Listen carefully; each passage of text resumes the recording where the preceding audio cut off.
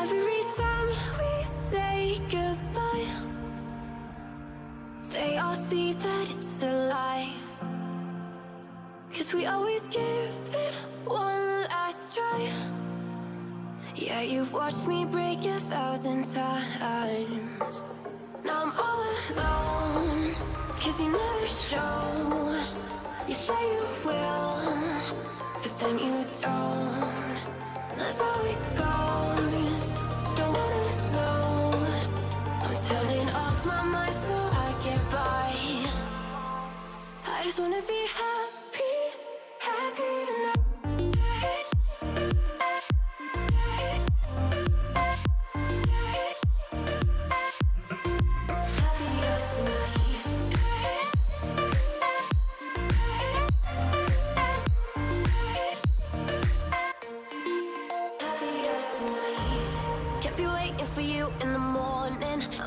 Without giving a warning, I'ma leave without giving a. But every time we say goodbye, we all know that it's a lie. Now I'm all alone, 'cause you never show. You say you will, but then you don't. That's how it goes. Don't wanna know. I'm turning off my mind so I get by. I just wanna be happy, happy tonight.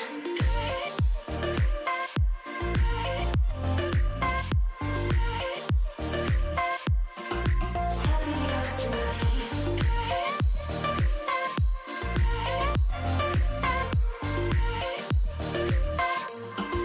Happier tonight. Kept me waiting for you in the morning. I'ma leave without giving a warning. I'ma leave without giving a. But every time we say goodbye, we all know that it's a lie. I just wanna be happy.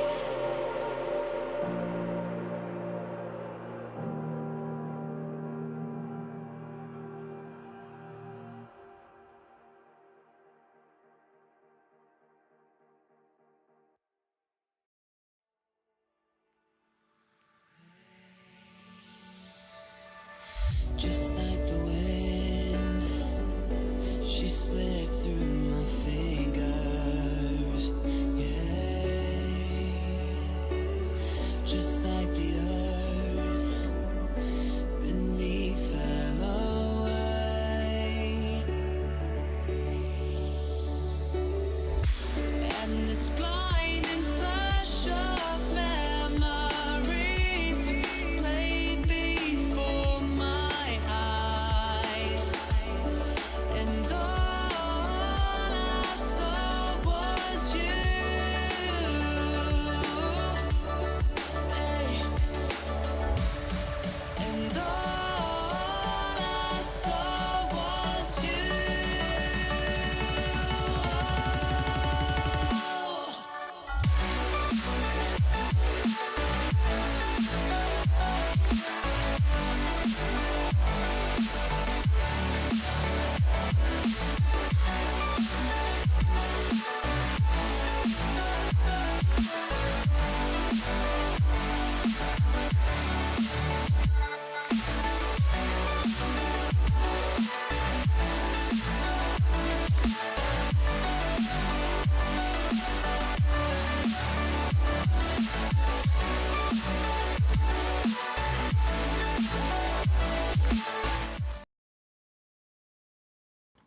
All right, ladies and gentlemen, welcome to our Apollo Racing Club's ACC GT3 race. Tonight is going to be at Silverstone. My name is Matt McAdams. I've been commentating the last couple of races. Adam was not able to make it for this race. However, I did get a guest to join us. It's going to be one of our drivers, Mr. Mellon Pitch. Go ahead and say hi to the ladies and gents. Hello, everybody. How's it going? It's gonna be an interesting race tonight. I know we're having a little bit of trouble with the actual names of the streams there. Trying to get that sorted out right now. But let's go ahead and get ourselves over to looking at the tail end of free practice here at Silverstone. It is going to be a wet one, which is going to prove to be pretty interesting here. And it looks like it's going to stay wet. So as we finish up this free practice and go into qualifying, we'll be keeping a close eye on what that weather is going to be doing, and see if we'll have similar conditions or if these drivers are going to have to guess. But before we get too far ahead, I do just want to say thank you to Apollo Racing for letting me lead the stream in Adam's absence. It's going to be a fun opportunity for us all to have a little bit of fun.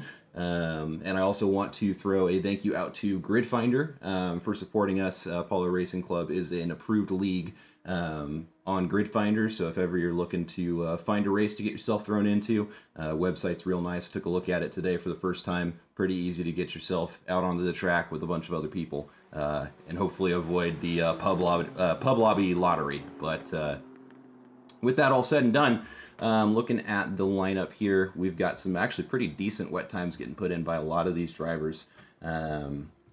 Just waiting for that timer to finish up. These last of these drivers who are out there on the laps have a minute and 30 seconds to finish doing so and get themselves back into the pits so we can kick off the qualifying session here at Silverstone. It's going to be a 90-minute race today. There's a lot of time for a lot of things to happen, and especially at a track like Silverstone, with it being as physically long of a track as it is, and then throw on top of that the variability of having to figure out weather conditions on the fly. It's going to definitely be a very interesting race. Pitch, if you're out here, if you're one of these drivers, which typically you'd be driving with, what are you thinking right now? Green light, go, go. I'm hoping it switches to dry, to be honest. This track, it's rough. The wet is no friend. No, it is not. A lot of high and medium speed corners here at Silverstone where, fortunately, these drivers are in the GT3. They've got that arrow to kind of help them get stuck to the road and get around those, especially we're going to be looking at Maggots and Beckett's. Cops is another one. That first corner, it can be a little bit of a devil. So we'll be watching these drivers real close as we get ready to start qualifying here. Let me get the camera situated so we can watch somebody who's getting ready to go out on the track. Just stop that autopilot right there, and we're going to hop on board here with Brandon Gobes, looks like, as they're getting Favorite started. liveries? What was that? One of my favorite liveries. Yeah, the Venom Spider-Man one. Yeah, that is exactly which one it is. But, wow, we've already actually got one car who's already way out there. The number 51 car, looks like, is pretty far out there. And my my broadcasting thing is really struggling. That's our boy, Big Bark there in the Le Mans prototype Porsche skin there. Got himself out of the pits early to try and avoid whatever scuffles may occur on that first lap. He can just focus up on keeping that Porsche under control and setting a good qualifying lap, getting himself on the grid. But I wonder where he learned that technique. Yeah, I wonder where he learned that technique. It's a good one, and with the Pro-Am split qualifying here, you might as well take advantage of that. Got a pretty good pack forming not very far behind him. Starting with that number 7 car, Brandon Gobes, we're going to have quite a bit of a crowd there, not leaving a whole bunch of room between each other. It's going to be interesting come qualifying time, and we have a yellow flag over there on the Hamilton Straight, and we're just going to go ahead and hop on board with our boy Big Bark out there in front and just keep an eye on him and see how this qualifying lap goes as he negotiates that final corner, and now he is coming down the pit straight, and we're going to see how he handles this. And we'll hop over to the other drivers as we get a little bit closer to them getting ready to take their laps, but he crosses the start-finish line. He's going to go ahead and take Cops right now.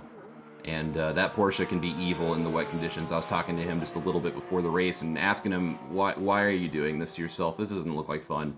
But the quote from him was, well, it's already trying to kill me in the dry, so not that much has changed. And you go, man. Yeah, more power to him. I have not given the Porsche much of a try, but when I did, let's just say I made it about a corner and a half before I switched cars. Yeah, I don't blame you. It's with having the balance in the back the way it does. It likes to rotate and it likes to do it quick. And because of that, it can be really, really tricky when you're trying to balance that car in the wet like he is going to be trying to do today. But he's keeping it nice and composed. Let's take a look at some of these other drivers. We're going to hop back over to Mr. Gobes here. Keep an eye on him as he's going through that. It does look like the driver's spaced out a bit. Definitely like to see that. It can get a little hairy if you start racing each other during qualifying, and it's just asking for everybody involved to have a bad time. So good to see that the drivers are separating out.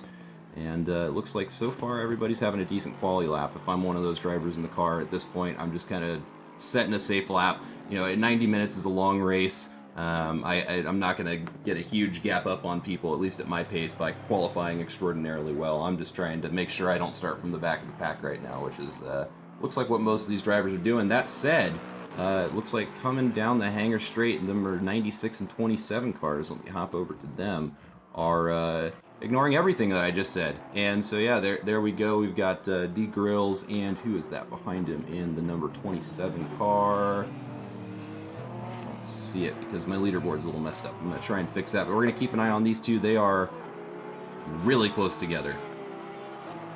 And gonna be watching that leaderboard for Big Bark. Let's see if he was able to get around the entire lap without invalidating as he crosses start-finish line, setting a 2:09.0. Which is a good time to start with, but if we know him at all, he's going to be pushing for the rest of the qualifying session, trying to get as many of as much out of that car as he can as he goes around. And we've got the car we're watching right now, D's Grills, in a Porsche as well, not far off from finishing his lap. He's got a couple more turns to go, and we'll start to see how the competition is going to stack up during this qualifying session.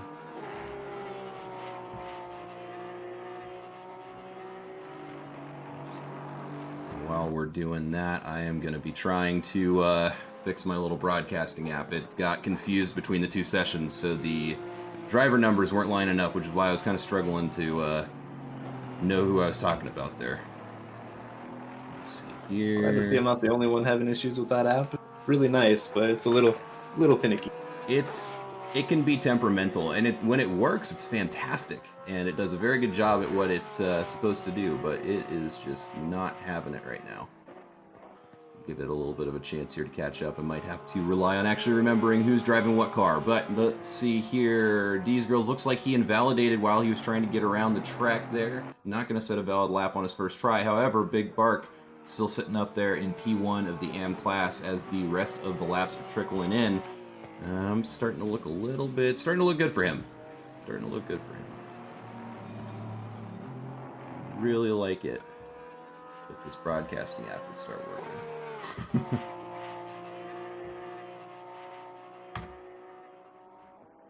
I'm just going to let it take its sweet time here while it tries to figure that out. We're going to go ahead and cycle over to another car here the old-fashioned way. We're going to jump forward to... Let's take a look here at the number 78 car, Sanya. New name for me. Driving the Porsche as well. Looks like he's just out there doing his thing. We got a yellow flag over on the Hamilton straight there. Looks like they're trying to get back on the track though. Nicely done. Thornton coming in that AMG. Just almost 3/10 off of Big Bark up there. Definitely going to be making him sweat. Yeah, he's been having a good season, pulling out some very solid finishes. Absolutely, yeah, no, and especially that Suzuka race. Cinching up, I believe it was 4th place. I think we watched that battle for quite a bit. That was another long race, and he held on to it, and he kept himself on the track, and he was battling like we're about to see happen here, which is what we, let's hope that it, oh, okay, yeah, they're able to get past one another without causing too much drama. Let's take a look somewhere else on the field, and bear with me here, I'm having to kind of manually do this to try and cope with the fact that I don't have my broadcasting app working, but we're going to help on board with the Audi here of Jay Fleischman, who's just finishing up his lap. Still, looks like we got a pretty tight pack amongst the amateurs here, but Bark and Thornton kind of running away with this, with these girls just putting in another clean lap, just 6/10 off of Big Bark. So it looks like these AMs are going to be having battles across the board, which is like what we want to see when we're talking about a 90-minute race here at Silverstone. Let's see here. And we should see the times get a little better as the track... I don't know actually if there's enough cars to dry it up a bit, but normally, if you get enough cars, track dries up just a smidge. You find just a little more grip as you start getting, not really putting rubber down, but just moving the water away. Yeah, and unfortunately for these drivers, I don't think they're going to get the luxury of a dry line here. The weather does show more rain in 15 minutes with a little bit of a breeze, so maybe it's not going to happen during this. Definitely is not going to happen during this qualifying session, but I believe that race day is the same as qualification, so it's just going to be later in the day, and who knows what's going to happen with not a whole bunch of wind and a lot of rain in the forecast. There's a good chance these drivers are going to be doing this 90 minutes in the wet. And that takes an already pretty strenuous 90-minute race at Silverstone and just makes it much worse. Much worse. But we are coming up at the end of the AM qualifying session here. They got another minute to either get across that start-finish line and have the right to finish their qualifying laps. And then the pros will start to trickle out in about 45 seconds here. And we'll see just how strong of those lap times were out of those top 3 AMs. We've got so Big Bark in the Porsche setting a 2:09.0. Does not look like he is going to improve on that, but that is a pretty strong time. Thornton nipping at his heels, just 0.3 down, and D's Grill's coming in with 0.6 off. Yeah, it's an interesting visual update for F1 2020. That's a good way of putting it. I'm standing in for Adam, who's our EV500, who's normally leading these streams. He wasn't able to make it today, so I'm kind of impromptu keeping the show going. And for whatever reason, when I started the stream, it didn't update the title along with what the schedule said it was supposed to be. So if you're here to watch F1, they'll be streaming that tomorrow. But tonight is going to be Assetto Corsa Competizione, the GT3 League here at Apollo Racing Club. As we finish up the amateur qualifying session, the last couple of AMs who are out on the field are now going to have the opportunity to get back into the pits so that they don't get any penalties, and the pros are on their outlap right now. And we're going to see just how well those amateur times come up, which actually, it looks like there's 2 upsets up there at the top. It looks like second place was stolen away from Thornton by HN and the McLaren, just 1/10 off of Big Bark's in first place's time, and Ice Tin got his way up there as well, nosing his way in between Thornton and Grills. So it is going to be an interesting race to watch the amateurs of. But we are going to see how their paces stand up once these pros get their cars around the track, once they finish their outlap, and see if they're able to either smoke those amateurs or if those amateurs are going to be keeping up with them today.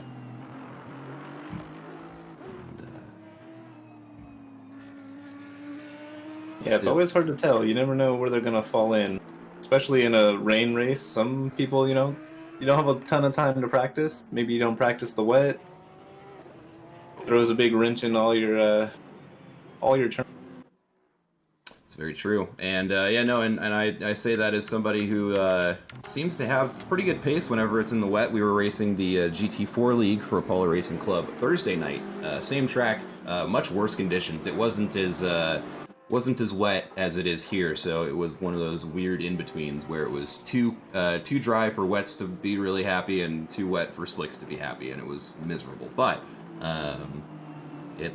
rain seems to be an equalizer in this game. It kind of slows everybody's pace down just enough to where the slow guys can start to nip at the heels of the faster drivers. Makes for a very interesting race for us, but a very stressful race for everybody who's actually having to drive a car around this track at corner speeds exceeding 150 kilometers an hour in some cases in the wet. On board with Dave Hassar here in the Waluigi Racing BMW here. Just sending the car around cops, making it look like it's easy. Let's see if he's going to continue to keep the car that composed through Maggots and Beckett's. It's my understanding, though, and Pitch, you can speak to this a little bit better just because I have not driven the BMW, but it is an interesting car to drive in the wet. It's an interesting one in general. You would think because of how large it is, it'd be very very happy to go wherever it wants, right? You think it'd just eat curbs. You think it would ride nicely in the rain. Honestly, it's a weird one. Sometimes you hit things just right and it has no problem. Other times you miss it by an inch and it says, hey, say hello to the wall. Yeah. Quick in a straight line that car is, though. I was watching the real world equivalent of it today out at Circuit of the Americas with the real boys who drive these cars, and it was very interesting. I was watching a battle between this and a Lamborghini, and it didn't matter how fast that Lamborghini was around the corners. Every time the circuit opened up to where it was straight, this car would just edge right back in front of it. Made for some interesting racing, and I'm sure we're going to see some more of that once we get into the actual race here. 6 minutes left to go in qualifying. I don't think we've seen a clean lap finished out of the pros yet, which is very interesting. By now there should have been at least one or two, but as it stands right now, Dave Hassar is going to be the first one to get his opportunity to do that. He is leading the pro pack right now, and we'll see just what his pace is looking like with 6 minutes left to go at qualifying here. Just navigating around that last hairpin, and he's going to go back over onto the pit straight, and we're going to see here real quick just what his lap time is looking like, and we're going to see if those AMs are sweating or if they're about to be real happy with the times that they were setting. Let's see here. Dave Hassar coming in 2.5 tenths. Tommy Kogan setting a 2:07, 2 seconds faster than the qualifying lap of the fastest amateur, with Daniel Wright coming in right behind him with just 3 tenths off. There's definitely going to be some competition with those pro drivers. I'm going to go take a drink of water because They are two of the faster guys in this league. I've tried to battle and have battled in some cases. I would think Kogan has a slight advantage here with the Austin. It's a little better in the rain than the Audi. Especially this amount of rain, Audi gets a little sketchy. Yeah, and it really does rely on its aero package. The car is basically glued to the track if it gets up to speed, but in some of these medium speed corners with the track conditions being the way that they are, it doesn't matter how much air you've got to help you. Those tires can only stick so well. Getting some faster laps getting put in. Let's shift ourselves a little bit higher up the lineup so we can see what these fast times coming in are looking like. Let's get on board with Tommy Kogan as I clumsily navigate my way through these drivers, because the game does not make it easy to do so. Here we go. Niall Drake in third place. Just 6/100ths off of second position, but still sitting comfortably on pole, with the next fastest lap time being, looks like second and 2 tenths slower than what Drake is putting in here. He's feeling comfortable, but pole position, all within 3 tenths of one another. It's going to be very interesting to watch these guys race as we keep going. 4 minutes left in qualifying. Most of the pros have gotten their lap times put in, and as we can see on the leaderboard, AMs did not get displaced very much. They're mixed in there pretty well with Big Bark in the Porsche there, the fastest AM, sitting at P5 right now. We'll see in the remaining 3.5 minutes of qualifying if he stays there, and might make for an interesting race once we get to the starting grid. Watching on board with Niall Drake right here in the Aston Martin. Very, very good car in the wet. Nice and safe. Front engine. Doesn't really... it just behaves. It's just such a stable car. And when you're driving a track like Silverstone, that's already pretty nice. But throw on top the fact that the track is as wet as it is, he's going to be real happy he's driving that car right now. Let's see. Ooh, Alex Moisen, our new pole setter. Ooh, and Drake taking second back from Tommy Kogan. D. Wright has just been pushed out of pole. Moisen coming in and setting a 2:07.1, which is a almost half-second improvement on what the previous pole position was, with Niall Drake here just a 10th off. Tommy Kogan 2 tenths down on that. And I'm going to keep working on trying to get that broadcasting app to work, because this is really cumbersome. I will note last season, Drake was our AM winner, I believe. I think you're right. And a large part of that was how good he was in the rain. I am going to throw a small caveat on that. He does use a controller, and they have a small advantage in the rain. At least I personally believe that. But it still takes a lot of skill, not taking anything away from him. I mean, and to be able to set that kind of lap time with a controller is something else. We were, me and a couple of buddies were driving actually this track last night with controllers, just to kind of see, okay, what's going to happen. So it's not going to go well, and it didn't. But it is uniquely challenging to try and drive this game coming from a force feedback wheel to this game, and trying to do that with a controller. I got a lot of respect for somebody who's able to put in times that fast. Looks like the pros are getting their times in here.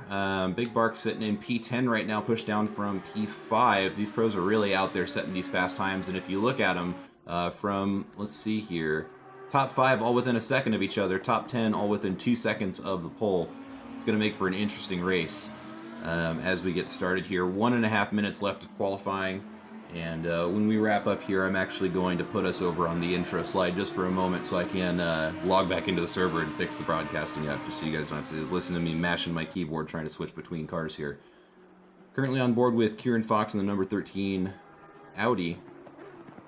Just a 1.5 seconds off of pole. He's going to get a couple more chances here to set a flyer. Not sure if we can really say if he's going particularly fast in this case because can't see his delta right now, but we're going to find out pretty quick what this lap is looking like as he comes around the last 2 bends onto the start-finish straight approaching Copse, and we'll see if he improves, but he will have an opportunity to set another lap. Let's see, P8, he was 3 seconds off of his best there, so not the fastest lap out of Kieran Fox. Oh, and he spins it going through Copse. There it is. That's the Audi in the rain. It's dangerous in the dry. Let me just say that. Yeah, it's a tough car to drive. It's notoriously difficult. It's kind of like the Porsche. Just likes to kill who's ever in the driver's seat. I'm gonna hop on board with Eric Mahoney here in the number 43 BMW. Quite the livery there. I'm respecting it. One of my favorites. I may have driven in that livery for a league in the past. Yeah.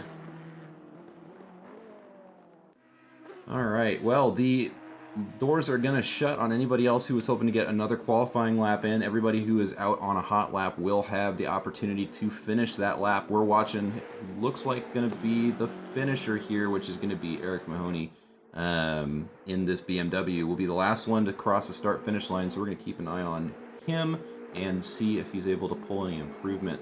Looking up at the top of the board there, it looks like, yeah, after that spin, Kieran Fox put it into the pits and he's just going to wait it out. Finishes in top 10. I'd be happy with that with this field of drivers. It's definitely competitive as you get up into that upper range of the pro and the fast AM drivers. But we're going to be looking for that leaderboard to change as we're getting finished up with qualifying here and see if there are any more upsets up there.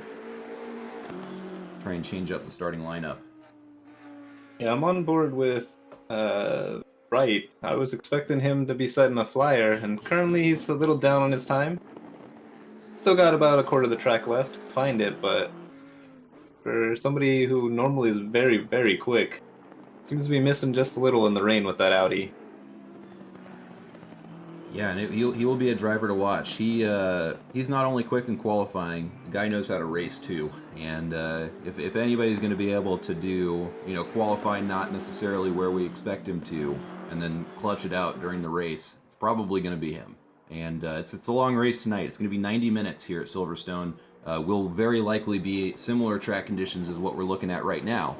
And these drivers are going to have a test of not just their ability to manage stress and patience, but just the mental fortitude that is required to finish a 90-minute race here at Silverstone, and then throw the wet track conditions on top of that.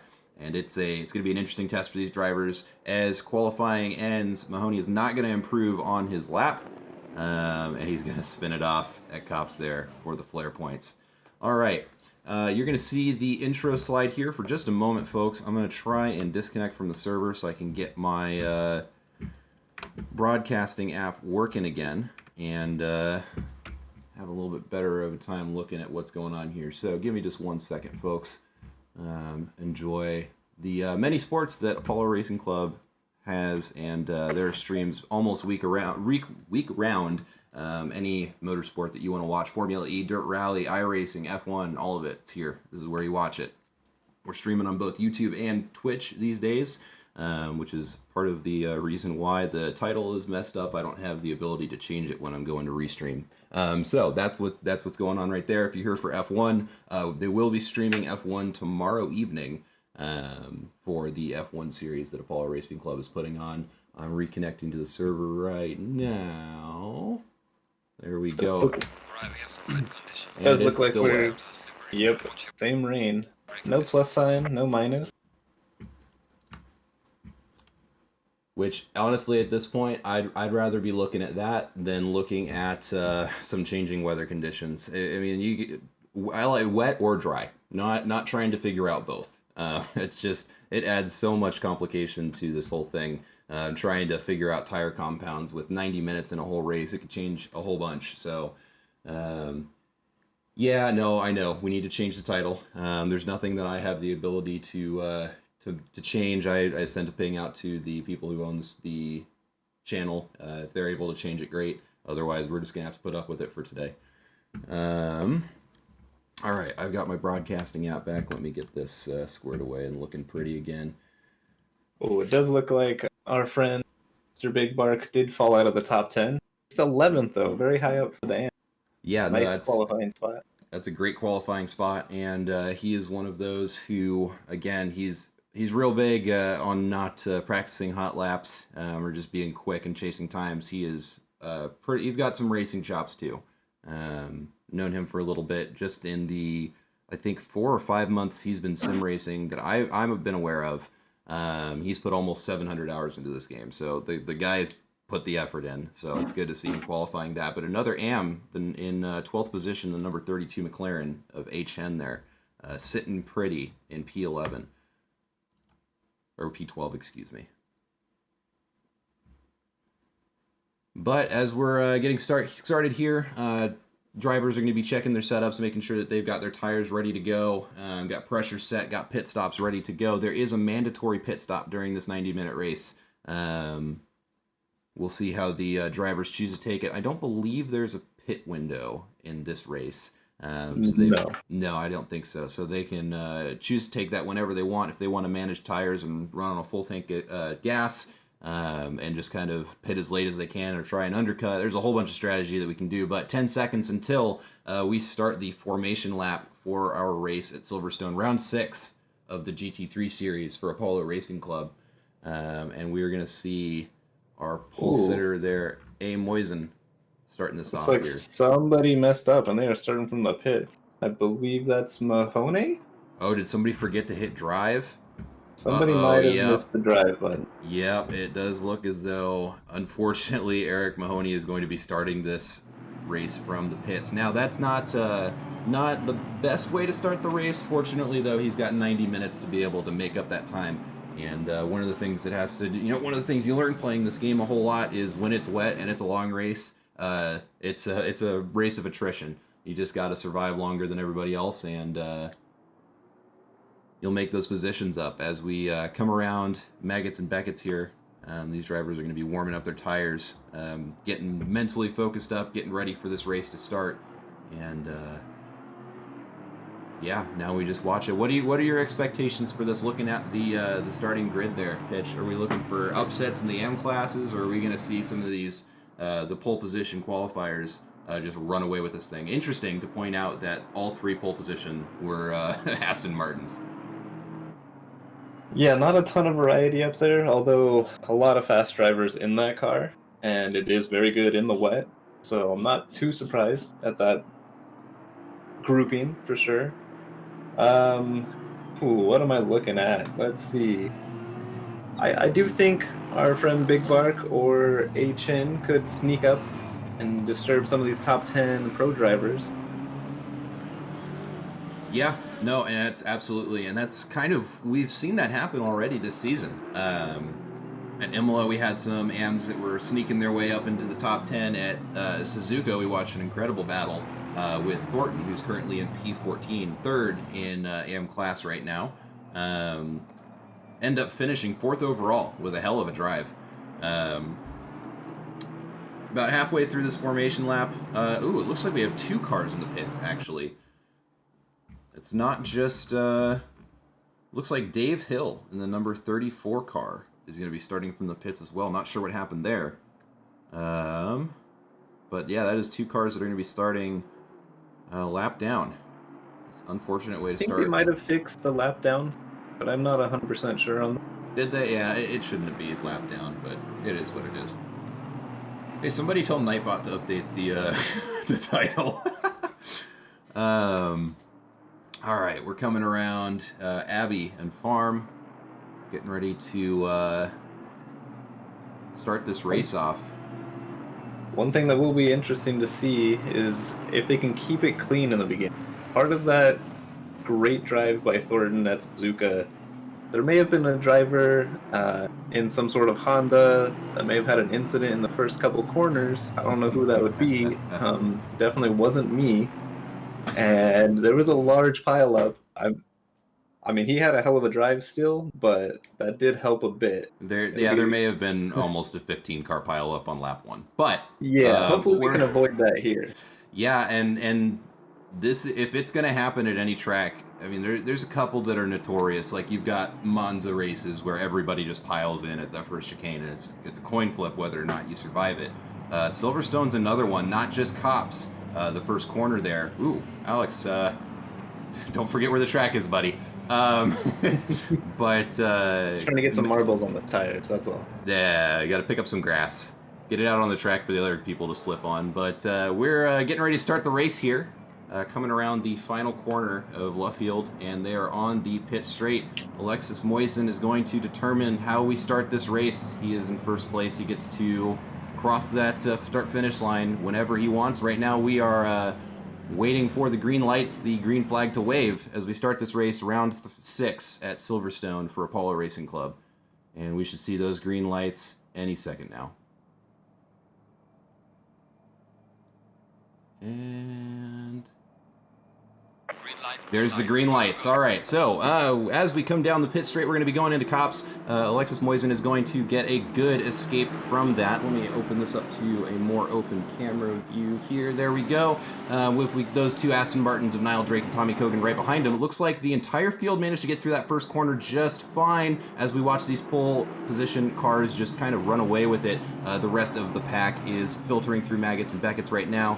We're going to keep our eye here on the front, and we're going to focus here on Niall Drake, who is in second place currently as they come down the hangar straight. Looks like, oh, we had a little bit of action with cars sideways there, but no yellow flags over there at the exit of Chapel right there. It looks like so far we've still got everybody on the track doing a very good job of keeping this race clean as we are now coming through Stowe and going into Vale here. This chicane will be interesting. You got teammates in the Aston Martins competing over one another, but it looks like they're not going to trip over one another, and just let Alexis Moisen kind of just focus on taking his line. And I'm going to move us one car back here and see if we can get a better idea of these two Aston Martins that are battling, but I don't see... There we go. We've got the Audi of Daniel Wright. He is pushing up behind them, trying to get that. We got a yellow flag back in the Hamilton straight, and another one over in Vale, the 709 car. Looks like they're kind of getting back on there, and they're going. A little bit of good news. The cars that started from the pits, looks like 43 is still getting it sorted out, but 34 is right on the tail of 709. So they are back in this race as we're getting ready to finish up this first lap at Silverstone. Looks like the order has not changed up too much. We've got Alexis Moisen, those three Aston Martins leading the charge with the Audi of Daniel Wright just behind them. Only a second's difference between the three. And they are going to be pushing as hard as they're going to. We're going to see what their pace is going to look like as they're finishing this first lap, and it's going to set the tone for what the rest of the race is going to look like. And so far, it's looking great. Looks like the drivers are taking it easy. There might have been some rubbing his racing going on in the back there. Let's see, Moisen coming in with a 2:16 as his first lap, and we'll see that speed up as the race goes on. Looking at the pace of the other drivers, we're seeing a lot of 221s, 220s coming through, but not a lot of movement on the grid. It does look like our amateur Big Bark has moved up into the top 10 with these girls right behind him. In fact, we're going to go take a look at that because they are pretty close together. Let's see here. Yeah, there's actually quite the train right there. It looks like it's going to be a battle. What is that for 6th? If that is Dave Hassar up there. No, I think that's Ambi at the lead of that. It is. So that's Ambi. This is a battle for 5th place. Looks like we got about 6 cars that are going to be trying their hand at taking that position from Ambi as they come through Stowe. And not a lot of separation between these cars. Barely a second and a half between all 6 of them there, who are all competing for this position to try and take it away from Ambi. Not a slow driver out of the bunch, but with 2 amateurs trying to take 5th place. Trying to nip at the heels of those pro drivers would be a great finish for any of them. as we come down the Both in Hamilton Straight. Porsches. Very challenging wet car to drive there.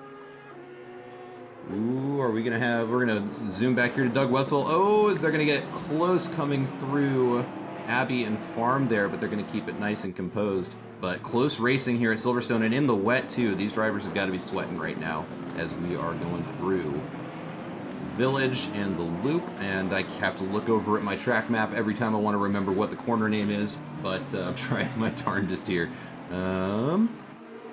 Still a super tight pack, and I'm actually going to point the camera back a little bit, and we're gonna watch this from the helicopter, because this is proven to be a very interesting race with all of these drivers. Yeah, they're keeping it close and keeping it clean so far. Looks like Waffle Smack's going to run a little bit wide there, and the two Porsches are going to get real close there at the final hairpin, keeping just enough space between each other to where neither one of them can forget that they're racing against somebody right behind them, but it does look like that battle for 5th is separated out into a battle for 8th, with Waffle Smacks leading the charge here, with the two Porsches in the AM class fighting tooth and nail right now with one another. Filtering through Cops, keeping it nice and composed, and into Maggots and Beckett's yet again. And let's see, I'm looking around the field right now for any other close battles, and there are battles all over the place to be had, but we're going to stick with these two Porsches right now, as we have first and second place in the AM class, just a half a second between each other, and that's fluctuating by the millisecond. Honestly, these guys are all over each other. Looks like a stop and go 30 handed out to 34 for speeding in the pit lane. That is an unfortunate penalty. He's going to want to serve that right away and just get it out of the way. Also a drive-through from Mahoney. I'm not sure what happened there. Oh, really? I missed that. That's unfortunate. Don't like to see those penalties coming out, but if you're going to get them, you might as well get them out of the way early. And try and minimize that. Looks like we've got one of the Waluigi BMWs off the track. Who was? I always think that was Waffle Smacks, and looks like Big Bark is going to get around him. D's Grills is going to try it on the outside. Just doesn't quite have the pace to get around it, but Grills not going to just forget about it. He's going to try it again. Brakes a little bit early and lets him get away from him over there at Abbey. Just leaving some room, maybe trying to get a better escape going through here. Hard to drag race that BMW. It is fast. It is basically impossible to drag race that BMW. That's a good point. Especially in the Porsche. The Porsche not known for its top speed. That's very true. That's very, very true. We're gonna hop on the rear wing here of Dave Hassar. Oh, no, we're not, because the autopilot doesn't want me to. But we're gonna keep watching that battle closely. Hop over to the TV cameras. Watch all those cars blowing up the Hamilton, or the Wellington Straight, excuse me. But yeah, that BMW definitely getting away from the Porsche on the straights, and there's not a whole lot that driver can do about it. That thing just has way too much pace on a straight line. Yeah, the Porsches are going to have to catch it in the corners. Going to have to make the moves there, because you are not winning that drag race. No, they are not. But the field is separating out. Looks like our race leaders, the pole position, have kind of just separated themselves from the pack. That said, the top 4 cars, all within 3 seconds of one another, they're still competing with one another, and we got a good sizable gap to the next battle, which would be for 5th place, and then we've got the race going on that we're watching right here between, looks like 7th through 10th. Definitely keeping the beginning of the race interesting. Looks like we got a yellow flag over at the end of the track there, but nothing exciting there. Doesn't look like there was any collision. Looking around the track, see if there's anything else exciting. Does look like we have a little bit of a battle going on coming down the straight there. Let me get over to car number 40.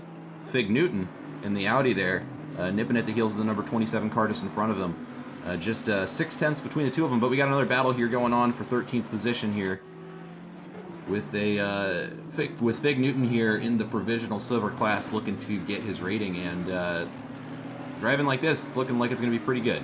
You kind of in the middle of the pack, might earn himself either high in the AM or low in the pros, but having a good drive here. I don't recognize the name, not sure if this is their first race here at Apollo, but putting on a good show for us, battling it out for 13th position. It does look like they're separating out a little bit. Let's go ahead and tune back into our battle up here for 7th place. Wow, as they go 3 cars in the same corner. Real close racing going on between them, and it is not over yet as they come up the Wellington Straight, leaving through Aintree there. And it is going to be interesting. He's got that BMW right behind him that is going to be catching him on the straight, and sure enough, he's looking up the inside. Is he going to try and get into the braking zone? Nope, the Porsche is going to close the door on him as Big Bark is just going to navigate through this next hairpin. But D's Grills right behind the bumper of that Waluigi BMW, not letting that BMW forget that there's somebody else who would very much enjoy to pass him, and has the pace to do it in the turns, but we've got a whole bunch of long straights here that the Porsche just cannot keep up with that BMW on. As we watch Big Bark trying to escape the wrath of that BMW, who has almost caught him by the time they enter cops. You might be able to catch him, but my experience trying to pass a Porsche is very, very tricky. BMW, not great in the turns. And sure, you got the straight line speed, but they can normally get the gap on you in the turns. It's hard to make up the difference. Very, very true. No, it's really interesting that we have these three. We've got BMW squished between two Porsches because there could not be more opposite cars to drive, and somehow they are keeping them right on top of each other. As we see up there at the front of the camera, it looks like they're going to try and go too wide going through Stowe, and Big Bark is going to hold onto it on the outside, but he runs a little bit wide. Will he have pace going into that next chicane of Vale to be able to try and hold off that BMW? He does have the better line on the inside. The BMW is still going to try and squeeze through that corner and try and get the good exit onto the straight, but he just is not able to get the car stuck down. He's going to have to try again another corner because Big Bark is going to get away from him at that corner exit. But he carried a lot of speed going around that corner, and all of a sudden it's a race again. You missed it. Right behind him, Grills took a little too much of the curb and went flying off the track. I don't think he hit the wall, but he did lose about 3 positions, so he's no longer in that battle. No, he is not. It looks like it is now just going to be on Big Bark and Dave Hassar there, and the BMW battling it out with, who is that charging up behind him? Looks like the Audi of Kieran Fox, not too far behind him. Looking around the map right now, it doesn't look like there's too many other battles going on. This is kind of where the action is at right now, but I'm seeing, it looks like, again, a whole bunch of cars just stacking up on each other. Maybe I'm just not able to see everything that's going on, but right over here we got another race going on for 14th position between these 3 cars that is looking pretty interesting, as well as they come into Brooklands here at the end of the Wellington Straight. And are they going to try anything here? Does not look like it, but we've got 2 Audis that are racing each other, getting ready to come up the pit straight here with an AMG of Thornton there right behind him. It'll be very, very interesting to watch how this unfolds. We've got 2 drivers that we've seen a lot of this season, Thornton being one of them, Fleischman being the other, and it looks like the provisional license here of Fig Newton in that Audi in front is able to hold these 2 drivers off. You've got to be wondering what's going through his mind right now as he's got 2 drivers that are just, basically chomping at the heel to try and get around him. But looks like just got just enough pace to keep them far enough back to where they can't really attack for that position. But we're going to be watching this battle pretty closely for the whole race. As we look at the back up to Big Bark, does not look like the battle for 8th has stopped. We've got those 4 cars charging right behind with 2 just not very far behind it in tow. All it's going to take is 1 mistake out of these drivers and there's going to be another upset in the position. But right now we're watching Big Bark and the number 51 Le Mans prototype Porsche currently sitting in first place in the AM class. Also, Hassar's teammate, Waffle Smacks, is currently in a nice little battle for 6th. Yeah, let's go take a look at that because they're getting ready to enter in some interesting corners. Ooh, we got an AMG that's staying off wide. Not sure what's going on there, but he is out of the way. We're on board with Doug Weltzel right now with the teammate of the other Luigi BMW right behind him, Waffle Smacks, as they're navigating through Village and the Loop. Does not look like it's going to get too terribly exciting going through there. Giving each other a lot of room, and it looks like Weltzel is going to kind of walk away from that one now with a 1.4 second gap to the next car. But we know that it is that BMW that is going to do everything it can to try and catch up to it. But that BMW has a little bit more work to do trying to catch this Ferrari. That Ferrari is known to be pretty quick. Not quite as fast as the BMW if you've got enough space, but those mid-engine cars, boy do they like to move quick, as he is reeling in 5th place Biambi in the Audi there. And we're about to have a battle for 5th here. Ferrari also very solid in the wet. Still very stable car, even for a mid-engine. Yeah, no, and it's very interesting because it's got, since the 2020 Evo, 488 has come out. It is known to basically be the old 488 but angrier. And it can really spin around on you if you're not careful with that throttle, which does make it a unique challenge to drive in the wet, but it does have all that power on tap that it is just waiting to put down once you get out onto the straights, like we're seeing here on the Hangar Straight as those cars charge up there into Stowe. And we'll see if any of them get close enough to try something. It doesn't look like they're gonna. No, they're gonna filter through there and try and keep it clean and see if they can line up another corner here in a little bit as we watch them get ready to enter into Vale. Keeping it nice and composed there. Not a whole lot to say other than the fact that they're not really giving each other, they're giving each other just enough room to where they're kind of probably hoping for somebody to make a mistake here, but not pushing hard enough to get right on top of them and risk causing something that's going to end their race. It'll be interesting to see how that goes. We've got yellow flag out there on the exit of Stowe with the number 7 car. Ooh, and another one just behind us, the number 34 car. Yellow flag stopped on the track. On the map there, we're going to see if he starts moving again, and it's going to be a teleport back to the pits, actually. I wonder what happened there. Ooh. I'm not sure. Let me try to think of what happened there. I do want to point out that Kogan had a small little mishap in one of the turns, and Wright is now right on his tail, so there's a small battle for P2 going on. Yeah, and what a time to tune back over there as we watch a Porsche try to join the track kind of a sketchy way, but yeah, the battle for position 2 is now on. As we see two of the most commanding drivers in this league battle it out in two very different cars. Daniel Wright, we were talking about during qualifying, we're surprised that he qualified where he did, but true to his reputation, he is not taking any prisoners as he has worked his way up from, I think, P6 where he started, now sitting in 3rd position, battling for 2nd, not giving Tommy Kogan the time of day to try and think about getting up to Alexis Moisen up there in 1st place. Just far enough to be out of reach as we watch these two drivers battle it out for 2nd place. We'll see if they keep it tight right now, just 6/10 between the two cars as they get ready to go through Stowe, and we'll see if they try anything here. Doesn't look like it. Daniel Wright keeping it nice and composed as the Aston filters through there with our race leader up there, Alex Moisen, keeping them out a safe distance so he can just focus on driving his race as fast as he can. Oh, and we're going to have Tommy Kogan run wide and he let Daniel Wright pass there. Not sure what happened, but that's the battle for 2nd over for now, as Daniel Wright gets an easy pass up into 2nd place, and he is now going to get a chance to try and chase down the race leader and turn that into a battle for 1st place. Let's take a look somewhere else on the track here. Let's check in with the battle for 8th place. Still got Big Bark, our AM leader right now. Not a whole lot has changed in the lineup there. Got Dave Fassar and Kieran Fox not far behind him. Going to be battling for that. And it also looks like we have a battle for 5th place now, with Biambi having the number 425 Ferrari right behind him, just a half second off as they're negotiating the loop there. And the Audi is going to keep it in front of him, but two cars nipping at his toes here.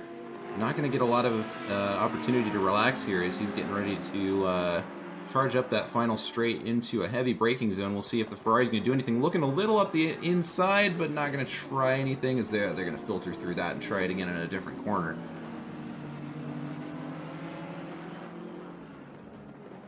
So I did look back and I got to see a small glimpse of what happened to that car that teleported back to the pits. It looked like he got a little too much of the curb on the entrance of the Hamilton straight, and it just threw him right into the wall. And I think instead of trying to back up into the traffic that was coming around, he just decided, you know what, play it safe, teleport to the pits. You lose a lot of time, but it is a very safe move. Nice driver etiquette. Yeah, and we were talking about this recently after a race at Kyalami we had last week, where we had a friend of ours who races on a single monitor. He lost it in Sunset and he was facing the wall. And it's really, a lot of these drivers who race in leagues with each other know, okay, I got to show up next week and not have these people hate me, usually. And you don't want to ruin somebody's race. And sometimes you're just left in a situation where there's not really a good way for you to have the visibility to rejoin the track safely. And sometimes it is better just to have it towed back to the pits and try and race your way back up. rather than risk causing a collision that not only ends your race, but could potentially end the race of several others if you are unlucky enough to collect a couple of people. But let's see here. We're going to... Ooh, we got quite the race going on over on the Hamilton Straight, coming down into Stowe there between Cookie and Fleischmann. Oh, as we catch Fleischmann losing it in the middle of Stowe, loses the back end. He's going to get back out on the track in front of Ryan Barker there in that Nissan. Great car in the wet. And he's going to lose a position, 2 positions because of that. And it looks like Cookie's going to kind of make away like a bandit on that one.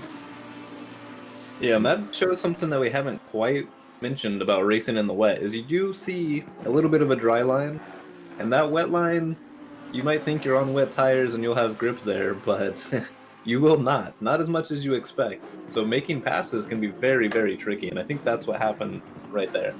Yeah, you had 2 cars trying to fit through Stowe, and these, just like you were saying, with the track conditions the way that they are, you got to be on the correct line or you're going to lose more grip than you think you're going to, and then that's what happens, is you just ask too much of the tires and the whole car just kind of says, I'm going to go wide and off the track, and you lose positions. So that looks like that's what's going to happen, but it also looks as though is the case that Fleischmann there was holding up Cookie because he is making a charge up the field trying to reel in Thornton, the number 15 car. Uh-oh, and we got a car off on the track over there on the side there. Didn't quite see who it was, but looks as though they've teleported back to the pits, which is unfortunate. Got another car that's going to have to deal with doing that. Number 7 car, which is Brandon Gobes, it looks like. That is unfortunate for him. Oh, there's a pit window. What? Okay, alright. I didn't know that. It's a big pit window, though. They got 50 minutes to get into the pits. Alright, okay, I was very confused. I was thinking, oh my, isn't that usually halfway through the race? But no, sure enough. Okay, well, that explains a little bit. Now these drivers have a mandatory pit that they need to serve. I'm not sure if tires are required, but are probably advised in this situation. And refueling is probably also going to be necessary. I don't think there's a car out there that can do the full 90 minutes on a single tank, not without some crazy fuel management. A little bit of contact, P11, P12. I didn't quite see what happened there. I just saw somebody getting spun around a little.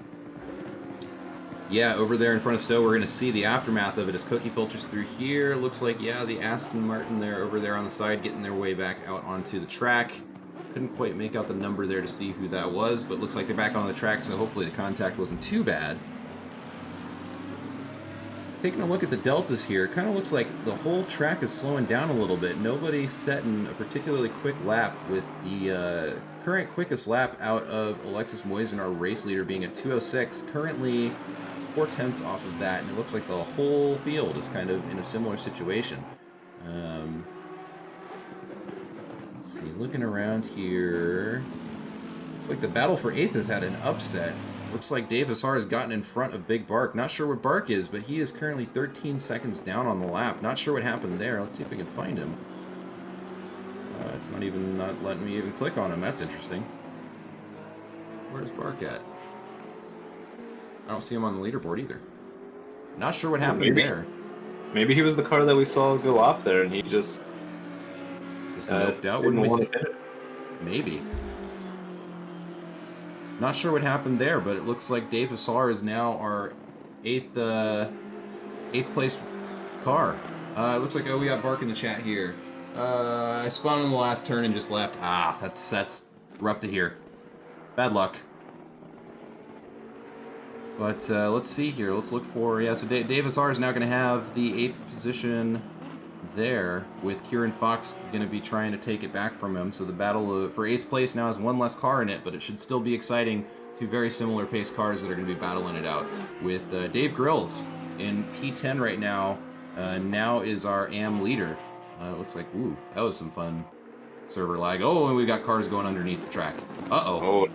Oh no. Uh-oh. Is that just Hassar, or was that the whole field?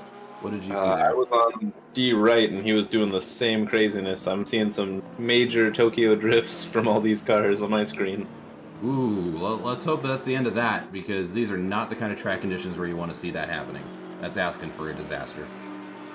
But we're going to hop back and watch this battle for 12th position with our new provisional driver here. Fig Newton now has Cookie nipping at his heels, going to be trying to take that position, as he is Cookie has made quite the charge up the field, getting around on the mistake of Jay Fleischman there in the other Audi, and is now trying to take that position away from Newton here in the Audi, and with a Lamborghini behind him, two very similar cars as to how they need to be driven. Of course, they're very different, but similar styles. We're going to see how these two drivers handle this battle, and Cookie giving him all sorts of looks, trying to spook him into thinking he's about to try something crazy, and ooh, they're going to stay right on top of each other as they get through the exit of the loop there, and oh, Cookie might have the run on him as he takes the inside of the corner, and oh, they almost touch. Cookie's going to back off just a little bit, it looks like, from this camera angle. Is he going to filter in behind him? It does look like the Audi is able to defend the position, but Cookie is going to be in a great position to try and take the inside line here, going through the third to last corner, and he's going to try it, but backs off.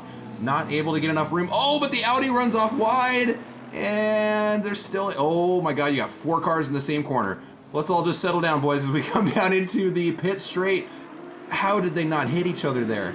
Oh my goodness, the Audi is going to run away from it, but now we've got 3 cars still all on top of each other. I'm going to back the camera up. Oh, Cookie is pushed wide off the track and is now going to filter into the back of that pack as we get ready to go through cops here.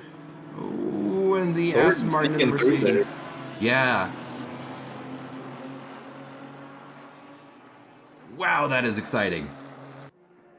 And now we've got all 3 of these cars within a second of each other as they try and negotiate Maggotts and Beckett's. Cookie is now going to be at the back of the pack. Not sure what happened there. But, oh, the Audi getting a little bit loose there.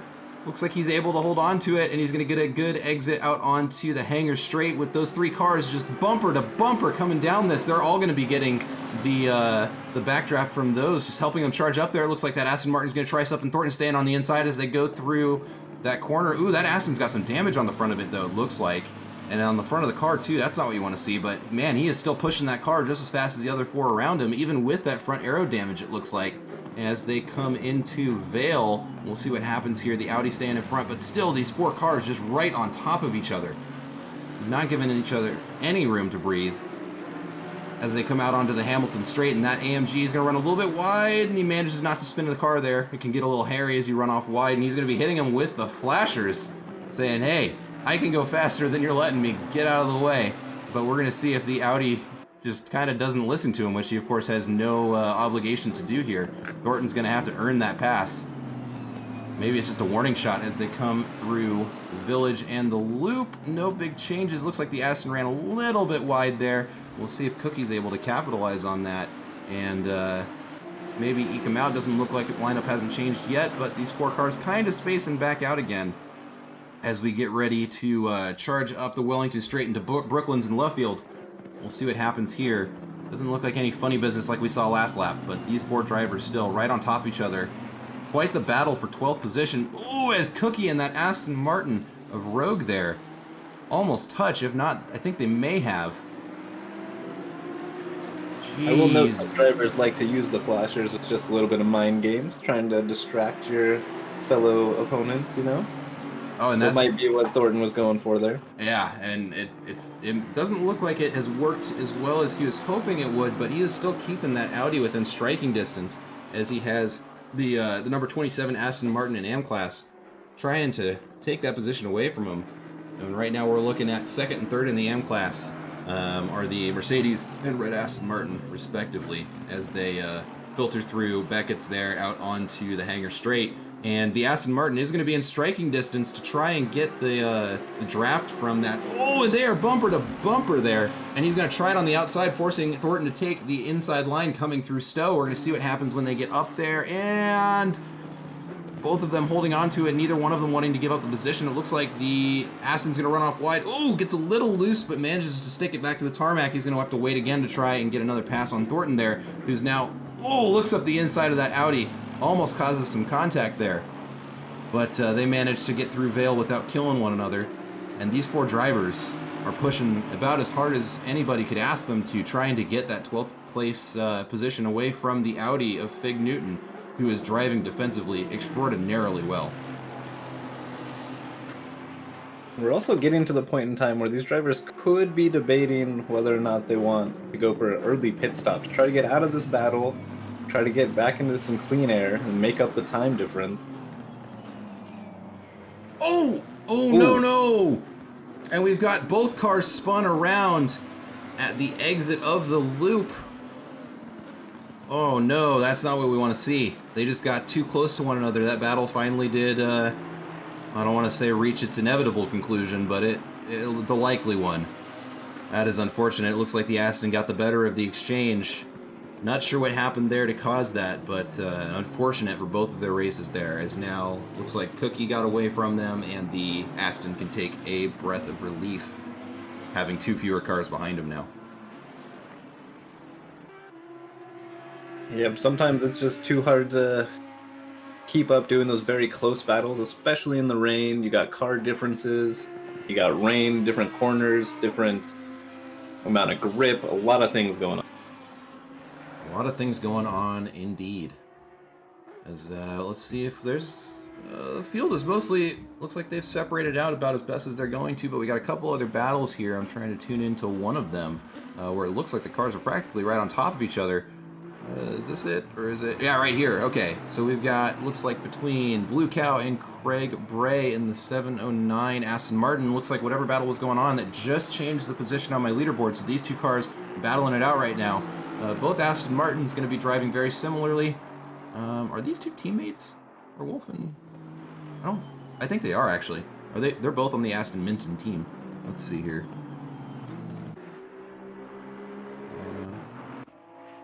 No, the leaderboard's kind of screwed up right now. It's not seeing who it needs to. That's interesting. Let's see, that's the number 4 car in front. Oh, and Craig Bray is going to put it into the pits there, get his pit stop out of the way. With an hour left in the race, that makes sense to me. An hour is usually about how long you can ask these tires to go. And so he's just going to try and line up his pits so that he has an hour-long stint where all he has to do is just kind of drive the car. Not a bad decision. Probably what I would have ended up doing. But let's find ourselves something else to watch here. Give me 1 second. Looks like the battle for 12th is back on between Roadside Cookie and Fig Newton. Just 2/10 between the cars as Cookie is getting the suck down the straight here, coming down into Brooklands, and he's going to try the inside. Can he? Oh, but that Audi just has so much speed going along the outside, but this is going to be interesting. These 2 cars, Cookie gets the outside line. Is he going to be able to hold on to it, though? The inside is better here, but who gets on the throttle first? They're going to be neck and neck coming up the pit straight. Oh, but it looks like Cookie does have a little bit more speed. It's going to be interesting to watch these 2 battle over cops, but they switch sides there. It looks like the Audi is going to, in my opinion, have the better line, but Cookie is definitely in front of him there, going into Maggots and Beckett's. What a pass. Excellent driving out of the Lamborghini there. It looks like the battle for 12th has finally been upset. The Audi has fallen behind, and Cookie is now in front of him. Not far enough away to where he doesn't need to think about defending that position, but is going to have some clear air in front of him if he's able to start getting away. Yeah, and that was a beautiful pass. They were leaving each other a good amount of space. Little extra, which is nice in the rain. You always want a little extra in the rain, for sure.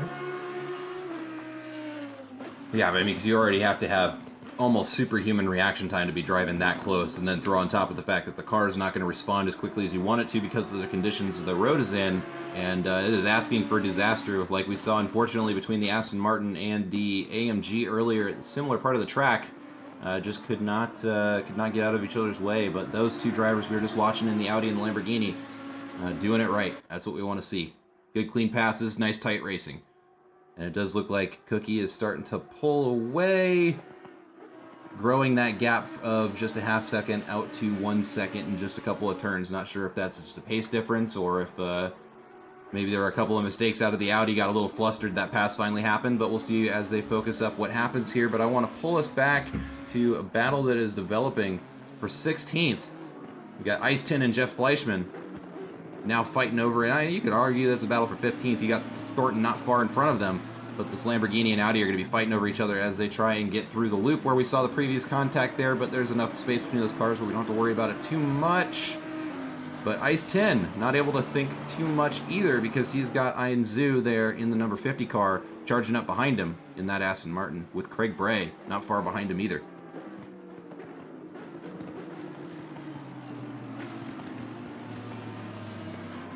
As they come through the final corner, it's like there's kind of a corner, like a half corner after this. That's not. It's one of those corners that's not really a corner in the dry, but in the wet, you got to think about it a little bit.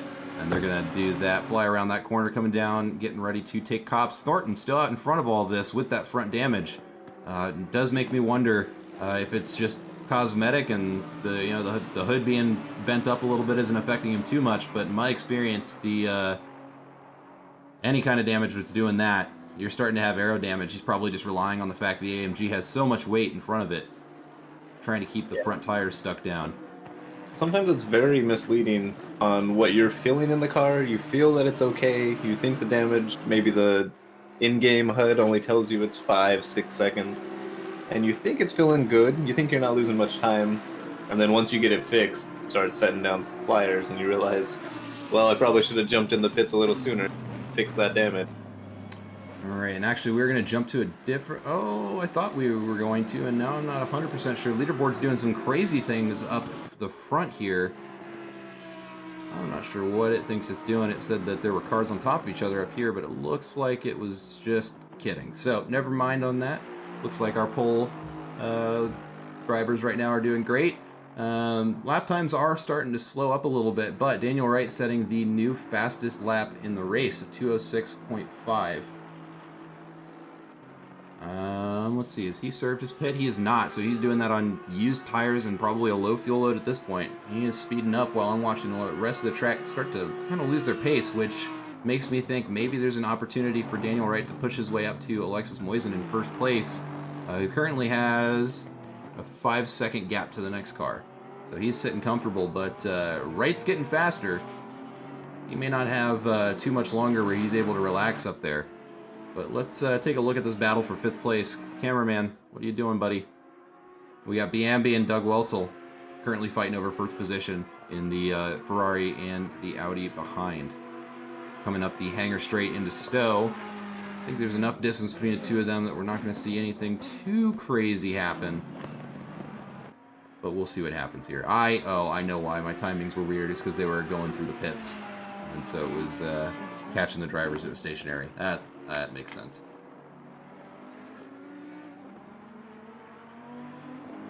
It does get a little funky as they cycle through, thinking they're a lot closer than they are. For sure, for sure. Alright. Let's see here. It does look like we got another battle going on. Man, this has just been difficult to keep up with, but we're going to actually come back here to Ice 10. Looks like the battle for 14th is getting exciting. Now 4 cars fighting over each other, trying to get up there, with Thornton still trying to get past Ice 10 in the Lamborghini in front of him. And 2 cars click in tow. We'll see what happens here as they come down Stowe, keeping it nice and composed. And, ooh, we got a car off, the number 25 car of Fleischmann. Looks like we just missed it. I think he may have run off wide there and is no longer fighting for 13th place behind Ice 10 and Thornton up here. Yeah, I caught just the end of it, and I don't know what exactly happened, but I definitely saw him just sliding out wide. I don't know if he missed a braking point or just, tires starting to wear at this point in the race. I think we actually saw him make a similar mistake at that corner earlier in the race. Not sure, unless he has a teammate with the same car, I'm not 100% certain, but not the first time we've seen somebody go off in that corner, but just behind this pack of cars, we got another pack of cars. They're currently fighting over P17 with ZRL Wolf, currently in position 17 with D's Grills in the Porsche we were watching earlier, fighting up to try and get him. And this is actually very interesting because we've got cars that have already served their pits and cars that have not, right on top of each other. So those positions actually don't really mean that much, because as soon as either Alan Zhu or ZRL Wolf here serves those pits, they're not going to be in contention for 16th. It does look like it is going to be Grills whenever they decide to serve their pit, but nonetheless, close racing out of all of them. But it looks like that poor Aston Martin looks a little beat up over there on the left-hand or right-hand side of the car. We might get another angle at it here. Yeah, if you look at it, it's muddy and banged up. So does the Aston Martin just behind of Alan Zhu there. Yeah, I was just about to say I'm surprised to see... I'm not exactly sure how he wants his name pronounced. I always call him Wolf. Yeah. But I was surprised to see him back here. He is very good on this track, very good in this car. I've seen him do very well in the rain. He just won the GT4 race that was here in the rain. So I was surprised to see him back this far. Yeah, and actually, like, not even back this far and, like, he served his pit early or anything like that, but back this far and still has yet to serve his mandatory pit stop. Not sure what happened here because, yeah, he didn't win by just a little at the GT4 race. He ran away with it. So it is interesting to see that that pace has not translated well over to the GT3s. Maybe it does look like maybe he just got unlucky and had some contact that put him off the track and set him back, but it'll be interesting to see how he tries to recover his race here. We're going to bounce back up to the battle for 5th place because it looks like it was getting exciting between Biambi and Weltzel again. With Biambi is kind of doing the rubber band thing where he catches up and can't get around and has to back off and try and line up another pass, but that Ferrari of Doug Weltzel in 5th place, he's keeping it nice and wide, and as we were talking about earlier, that car is deceivingly quick here in the rain, and the Audi is definitely going to have its work set out for it if it's going to try and get around it. 50 minutes left in the race. Not quite halfway there yet, but we are getting close. 90 minutes, so yeah, for about 5 minutes we'll be halfway through. And the field is spaced out for the most part, but the action has not stopped yet. There are still plenty of races for position, a lot to watch as we approach the halfway mark here. It looks like half the field has served their pits, half have not. I'm not sure which camp I would be in if I were driving these cars, but there's probably a couple of people, especially up at the top, who are going to try and pit as late as they can in order to try and just stay out on the track for as long as they can. And if they're taking good care of their tires... Ooh, 27 spins off there behind us in the background. And are they going to try and get their way back out onto the track? Yeah, they are. That was P19 that was off the back there. But it looks like they managed to do so without incident, which is good. That's what we want to see. Yeah, and I believe that was the car that was in the large battle earlier between Cookie, Thornton, that group. Yeah. It looked like they just served their pit stop, so maybe tire pressure's not quite where they need them to be, and they tried to take the same line as earlier, maybe more fuel than they were used to last time. That's a good point. Yeah, especially considering they're coming back out on fresh rubber and a filled fuel tank after having so much time to get used to a different situation. Yeah, especially on the wet with those with these cars, it can be enough of a change to put you off the track if you're not paying too close of attention. But we're gonna try and get us tuned into another fight over here between Dave Hassar in that BMW and Kieran Fox in the Audi here, fighting for P8 currently. Yeah, they've been battling most of the race, I believe, so... It does seem to be the case. They've at least been close to each other for most of this time. This fight, the only one that's missing is D. Grills, who has already served his pit stop, which is why he is not here. But what is interesting is that these two have not. And so once they get through the pits, depending on where they come out, we might see our friend in the Porsche again and see where he filters out onto the grid. But my guess right now is he's the quickest AM that has served his pit, and he is not far behind those who have not. There's a good chance that he is still hanging on to finishing in the amateur class in first place once everybody has gotten their pit stops out of the way. Yeah, the undercut can be very strong. Early pit, getting some fresh air, getting that fresh tire, maybe your pressures were a little off, maybe you get to fix that as well. It can definitely help. I try to do the opposite oftentimes. I try to take as good care of my tires as I can, fill the car up, and just stay out on the track for as long as I can and pit late. But the undercut is just as good of a strategy depending on who's executing it. It's just a driver style question, really. Try and determine what's going to work best for how you like to negotiate the track. But looks like this battle has loosened up a little bit. Hassar is either backed off or has made a couple of mistakes and is not as close to that Audi as I'm sure he wants to be coming into this chicane here.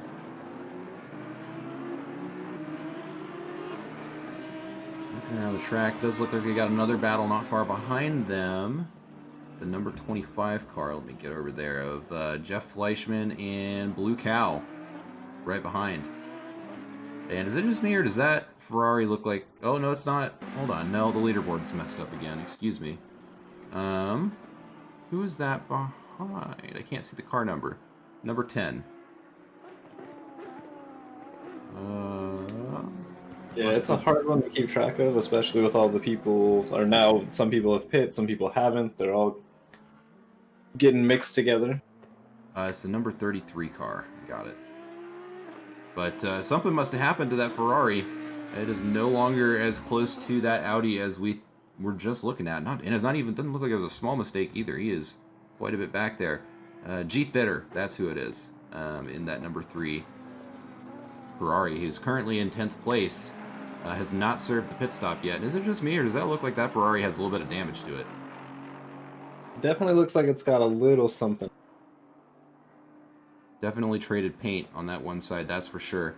As it is charging through Maggots and Beckett's, trying to catch back up to that number 25 Audi. And fight for that position again. But at this point, it looks like we are 30 seconds away from the halfway mark. These drivers just have 25 minutes left to get that mandatory pit stop in. We're going to see those race leaders starting to dive into the pits here any minute, and we're going to actually get a better picture of what the standings are actually looking like as they all end up on the same lap. But looks like the battle between Welzel and Biambi is lighting up again. Looks like they've picked up 2 other cars that are now going to be trying to take 4th position away. Yeah, okay, we've got, there we go. So we got Waffle Smacks back there in 6th, Biambi in front of him, right behind Dave Welzel, who we're watching right now, and it looks like that is, actually I can't see who that is behind them. But it looked like a Porsche in the number 78 car. Who's number 78? I don't see it here. Oh, they're a little farther back than they were when we looked, but Doug Welzel not getting a chance to take a deep breath. Biambi has been on his rear bumper this entire race, and I don't know if it's just the pace is right there to where they can't get around one another or get, you know, even closer to one another, or if it's a conscious decision they're making. Hey, we got 45 minutes left in this race, and I don't want to break my car right now. Both drivers still need to serve their mandatory pit stop. That may be playing into their decision making to see which one's going to go into the pits first. And whoever stays out, can I take advantage of the fact that their car's not moving? We'll see what these drivers decide to do here in a little bit. But not too much happening else on the track, but I do see a couple of cars right on top of each other over going on to the back straight there, trying to find them on the broadcasting app so we can take a look at what's going on there. It's going to be Anthony Chen and is that Craig Bray? Yeah, in the Aston Martin just in front of him, filtering through that second to last corner going into the hairpin. These 2 cars right on top of each other. We might have some racing to watch here. I gotta admit, I do like the blue and orange on that McLaren. That's pretty slick. I will agree with that. It's slick looking. Alright, as they're coming up the pit straight, getting ready to negotiate cops. And it is going to be very interesting to watch these 2. Oh, looks like, was that the camera angle, or did he get loose there? He did get loose there, and the McLaren is going to get past him. Somebody's getting a blue flag waved at him. I don't think it's these 2 though. They're on the same lap. Yeah. So not these 2, but he is going to get away. And I was going to say it's going to be very interesting to watch these 2 battle over Maggots and Beckett's, because that McLaren has quite a lot of downforces. He gets a little bit loose there, exiting onto the hangar straight, but he's able to keep it stuck to the asphalt with that Aston Martin catching him behind, but too far away to be in striking distance going into Stowe there. Looks like another battle between number 78, Cyan Blue, and that Porsche, and who is that in front of him? Missed the car number 921. Which Waluigi car is that? Hussar, That's Hussar, yeah. Well, I do think that's a mix of pit and not pit, though. It is, yeah. This is blue flag traffic versus somebody who hasn't served his pit stop yet, so not too exciting, but it does look like that gap opened right back out. Not sure where... Oh, Dave Hussar pit, that's why. So Dave Hassar is going to be getting his pit stop out of the way. Another race leader who looks like they've done it in 8th place right now, Niall Drake, has also served that pit stop, with most of the race leaders still not having done so.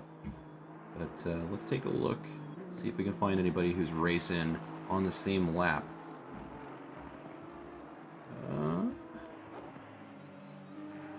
Take a look at car number 64, I believe. That's Thornton. Oh, well, he just made the move, and then Easton went into the pit, so never mind. Yeah, good talk. They're having a nice little battle right before. Ooh. Easton hitting the wall on the entry to the pit there. Oh, no. He have sped into the pits after that. I'm Well, not sure. We'll be listening for the stewards to call out what happened there. Hopefully he did not get the speeding into the pits. That would be not good for his race. We got Alan Zhu coming in right behind, and Dave Hassar making his way out right now. And pretty quick here, we're gonna start seeing everybody serving their pit stops. We got 3 cars in the pits right now. It looks like Daniel Wright has just dove into the pits. Yeah, it looks like he's the first of our leaders to dive in. Yeah. And it looks like Tommy Kogan, at some point when we weren't watching, was able to get in front of him to take P2. But with Wright serving his pit stop now, it'll be interesting to see when he comes out and how the pit stop goes for him, what happens there. Let's take a look here, look around the field.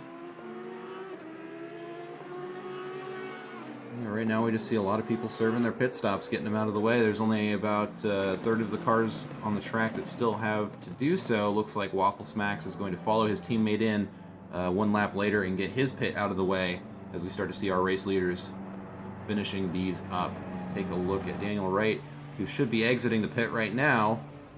Let's see where that leaves him on the field. It looks like he's going to come out into some clean air. He's got one car out in front of him, but not close enough to where it's going to be a problem for him. Number 37, is that 87 or 37? That's 37. 27. I can read. But that is going to be lapped traffic that he is going to have to get around of the number 27 Aston Martin there.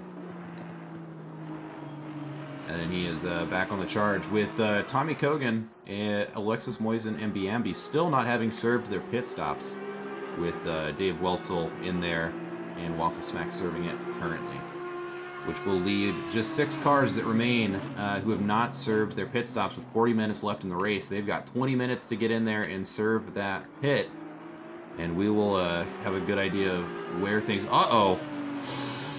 And it looks like there's going to be a drive-through handed out to Doug Weltzel for speeding in the pit lane. That is unfortunate. That is a tough one. He was having a good battle with Bambi for most of the race. Well, Bambi still has not served his pit, so there is time yet for Weltzel to maybe get lucky and have something happen to Bambi in the pit stop. We're certainly not hoping for that, but I'm sure that if I were in that Ferrari right now, that's what I'd be hoping for. And I will point out, I don't think there is requirements for the pit. I think you just need to pit. And in past endurance races, I know Kogan has been one to do the full tank splash and dash method, skip the tires, try to cut out a lot of time on the pit to gain extra position. Yeah, and it certainly can work. But let's see here. I think we have a bit of a battle developing over behind the number 709 car. Craig Bray. Yeah, look at this train of cars. Okay, all right, this is where the racing's at. Let's see what's going on here. So it does look like, yeah, Craig has served his pit, and he's got some who have and some who have not. The car behind him, that Mercedes we've been seeing a lot of this race of Thornton, has not served his pit stop yet. So this is not a race for position per se. It does look like we missed Moisen jump in for his pit, and he has just come out, and he is still ahead of D. Wright. He's still ahead of D. Wright. Okay. Interesting. He had to have splash and dashed because he was not in there for very long. It does look like Big Bark in the chat is saying he believes there was a mandatory tire change, so maybe I'm incorrect on that. I tried to find it, but could not quite find the information. Gotcha. Yeah, not sure.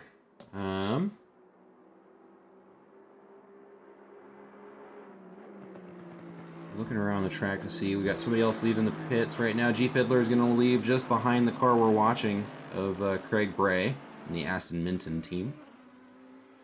Not going to be any drama there for us. And I'm looking around the track trying to find something going on. It looks like Welzel has decided to serve his drive-through right now. Very lucky that it was not a stop-and-go 30, which is usually what you see handed out for those speeding violations. But he's going to clear it without too much drama, and he is going to come out in P9 with Barker, who is serving his pit right now, so he'll probably be able to make up 30, 40 seconds on him, about a third of the lap, and let's see, Thornton still having not served his pit lane, or his pit stop either. Tommy Kogan and Biambi, our race leaders right now, have not either.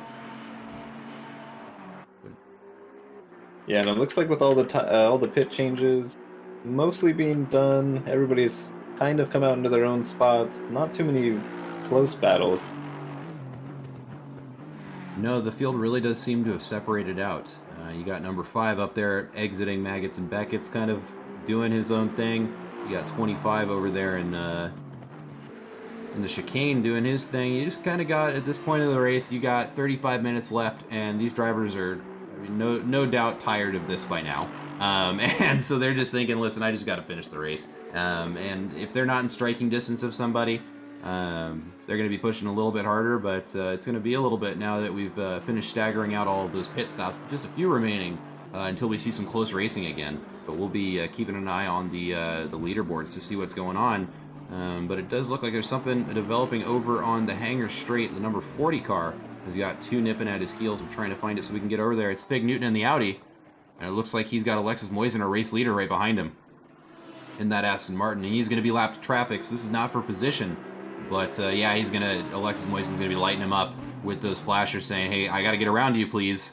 But blue flags are not required to dive out of the way in order to allow faster traffic to pass. They just can't defend. So we'll see what happens here as they come down the Hamilton Straight. Alexis Moisen running wide there. This will be a good opportunity for that Audi to lift and let him pass, and that is exactly what happened there. Good pass. Good blue flag behavior. You love to see it. And Alexis Moisen is going to continue his charge to try and catch Tommy Kogan, who has not served his pit stop yet, and he is the only race leader at this point who is not. I'm a little confused. I saw Beamby jump into the pits, but I do not see his pit cleared, so I'm not sure if there's a requirement he did not meet or what happened there. Sure enough, yeah, his delta is 32 seconds down, which would tell us that he has been through the pit recently. Yeah, I saw him just in the pits, but when he came out, it did not take away the mandatory pit flag that's next to his name. I'm not sure if that's a visual glitch on our side. That has been the case before. That can happen. I'm certainly hoping that that's the case, because that would be very unfortunate for Biambi there. If it glitched out, or if he just missed a setting that didn't fulfill the requirements of the pit stop. Keep an eye on that one for sure. But yeah, Moisen is charging up front, and Tommy Kogan is going to need to start thinking about getting into that pits. He's only got 13 minutes to do it, and with 2-minute laps, he's only got 6 shots to try and get in there in time. It'll be interesting to see what he does, but the gap to Alexis Moisen, he's got a healthy gap. He's got at least a minute between the two, it looks like, and it would be good for him to get in there as we watch him run wide. Gets back on the track, and he's going to keep pushing, coming down to that final straight there. Not sure if that's just tires or what's going on there, but it looks like he's struggling to keep control of that. Yeah, at this point it could be a lot of things. Could be tires, could just be exhaustion. You know, occasionally you get caught up thinking about when you're going to pit, what the weather's doing, and you just say, oh, that's not the left turn, that's the right turn. You never know. Yeah, I mean, you know, it's both of us, Millen Pitch and I, have participated in a lot of very long races. Oh, he's going to dive into the pits right now. Good call.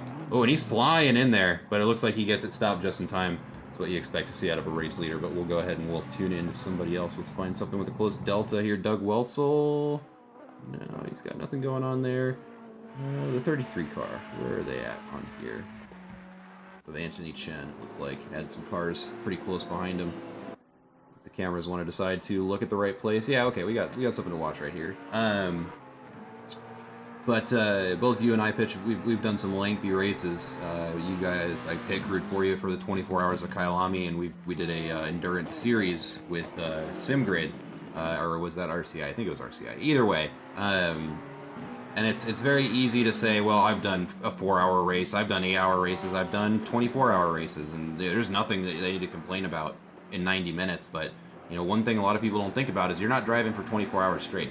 At best, you maybe double stint it, which is 2 hours. 90-minute race is not very far off from 2 hours, and these drivers don't have the ability to switch out with a teammate. They got to stay focused that whole time, and they're around the 1 hour mark. Is about as long as most people will ever drive in this game. And you know, if you're at your limits at the end of the 1 hour mark, and now you're looking at the timer and it's, oh my god, I've got another half hour, I got to focus on driving this car. These drivers are going to be starting to get to the point where they're mentally worn out and are going to have to really focus on driving the car if they're going to finish this race in a position that they're happy with. Yeah, and while that was going on, it does look like Kogan came out of the pits in third. Both Moisen and Wright got by him while he was in the pits. That does look like it was the case. And what is this going on here? This looks like that that Audi may have had more pace than Daniel Wright gave him credit for, because he is nipping at his heels. I'm not sure if that pass just happened, but that's our provisional licensed driver Fig Newton there in the Audi behind him. Not very far behind, but now we're going to have a little bit of a battle going on between two cars behind him. We'll see what's going to go on there, as Daniel Wright's going to make pretty easy work getting away from those two. So that pass must have just happened when I clicked over there. But let's find this number 40 car, and we're going to keep our eyes on him, because we've got a pass going on right there, but it does not look like that is over yet, because he is, wow, they're going to stay right on top of each other as they are negotiating through that corner there. But it looks like the Aston Martin is going to get the better of the exchange there, and he is able to get away from the number 40 Audi. And is that, that's the number 55 Aston Martin of Tommy Kogan. That makes a little bit more sense. Difficult to keep track of. We got a yellow flag over at Vale, the number 78 car. Let's see what's going on there. Ooh, and we got the Porsche off the track, and he looks like, that car looks like it's been beat to hell and back. Not sure if there's any damage there. Ooh, buddy, you gotta wait. Oh, that is an unfortunate spot. You got clear air. Go. You got this. Now you don't. Oh no. That is such an unfortunate spot to get stuck on. Oh no. And then he spins it again. Cyan Blue, that is a rough spot to be in. We're gonna go ahead and tune in somewhere else. Let him get that sorted out. Well, he's having fun with the Porsche in the rain. That's all I'm going to say on that one. You can do that in any car, if I'm honest. The Porsche definitely doesn't help the situation, but I think anybody who's played this game in the wet has been there and had that happen to them. It's not fun while it's happening. But it looks like he's made his way back out on the track, and he's going to continue his race. Does not look like it cost him any positions looking at the leaderboard, which I'm sure he's feeling okay about, but he's going to have to do some pushing if he's going to catch whoever he was chasing down. Not a short incident, but we've got a couple of bunches of cars starting to pile up on one another. I'm trying to find them so we can get over to the camera. It looks like Thornton diving into the pits right now with the other cars that were behind him charging past him. He's going to be our last amateur to serve his pit. There must be a visual bug with BM, because it does appear as though it's not registering that he has fulfilled his mandatory pit stop. But I think you and I are in agreement. We definitely saw him enter the pits. It'll be. I want to see what happens there, because I'm hoping that's a visual bug. That'd be real disappointing if it glitched out on him and it's going to penalize him for it. You hate to see it, but I am very curious there. I will note, it looked like Kogan took a long pit. Like, he did have to change tires. When I saw Beamby in the pits, it did not seem like he was in there long enough to change tires. So maybe there is some sort of mistake on what he thought the requirements were, or what the requirements are. Maybe that is not a visual bug. I'm hoping it is a visual bug, but we'll have to wait and see. Yeah, we will definitely have to wait and see. We'll be keeping an eye on that little tick, as he is at this point the only car that has not, according to the GUI, served his pit stop. But we'll see as that goes. Currently in 5th place, not a bad spot, with not a lot of competition to get to him. But it does look like Daniel Wright and Tommy Kogan might be fighting over each other here. Yeah, and sure enough, they are. as I just happened to catch them crossing the start-finish line at the same time. It does look like we're going to have a battle for second here. And is that... that is not Alexis Moisen out in front. It's the wrong Aston Martin. That's it's number 14, or position 14, Wolf, out in front of these two that are charging their way up. Alexis Moisen on the track. He's only at the end of the hangar straight that they have just gotten on. First place is not very far away from these two drivers. We may have some action yet, and some upsets in the top three here. Pole position is definitely up for grabs. Alexis Moisen is only one mistake away from having these two cars in his rearview mirror, so he's going to have to focus up and make sure he keeps running the good race that he has. But these two cars, second and third, are going to be definitely fighting over each other with just 26 minutes left in the race. Not a lot of time for them to make something happen. They're not going to be, or I should say, they're going to be in a position now where I would be taking chances in order to get that. And it looks like Daniel Wright is going to run wide off the exit there. Not wide enough in order to let Kogan catch him, but they're going to negotiate through that blue flag traffic. Looks like both of them got through okay. Yeah, and there they are. Yep, sure enough, they're still within a second of each other. And they're going to continue this battle going into the chicane up here. Should be a good battle. These two, I've seen them battle before in this league, and I believe they've battled before in the OOR league as well. So they know each other well. They might know each other's styles, maybe how to get inside each other's heads even. We'll have to see. Yeah, it'll be interesting to see. You've got two very, very talented drivers who have, I don't want to say masters of their craft, but they're in the alien tier. They're both quick boys, and they both have spent a lot of time racing around other cars. It'll be very interesting to see what these two do, because they are two very similarly paced drivers, but in two very different cars. And on Silverstone on its own is particularly challenging, but throw the current conditions we're looking at on top of that, these drivers are going to have to do a lot of thinking if they're going to get around each other. But this is going to be the battle to watch, as most of the other field is either just passing lap traffic or separated out. This does seem to be the only battle for position right now. Yeah, it looks like all the pit stops made everybody spread out a bit more than they were in some of those previous battles before the pit started cycling through. I'm sure the drivers are happy to see that. I would rather have some clean air in this kind of track conditions in those close battles.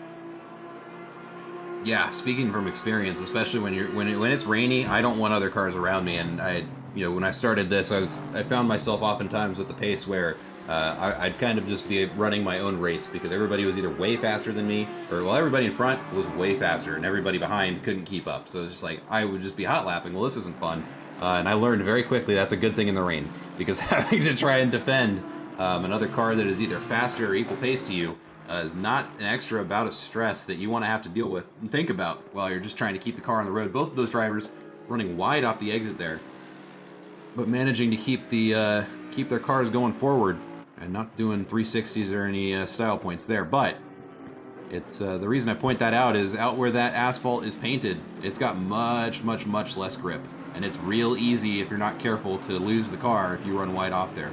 I'm sure both of those drivers know that perfectly fine, but makes me nervous nonetheless, because I couldn't consistently do that lap after lap and not lose the car. Looks like you got Thornton and Ryan Barker right in front of us. Actually, that is another race for position that we just saw out of the corner of the camera here, that Daniel Wright and Tommy Kogan are going to come up and interrupt here. We'll see what happens when they catch up, but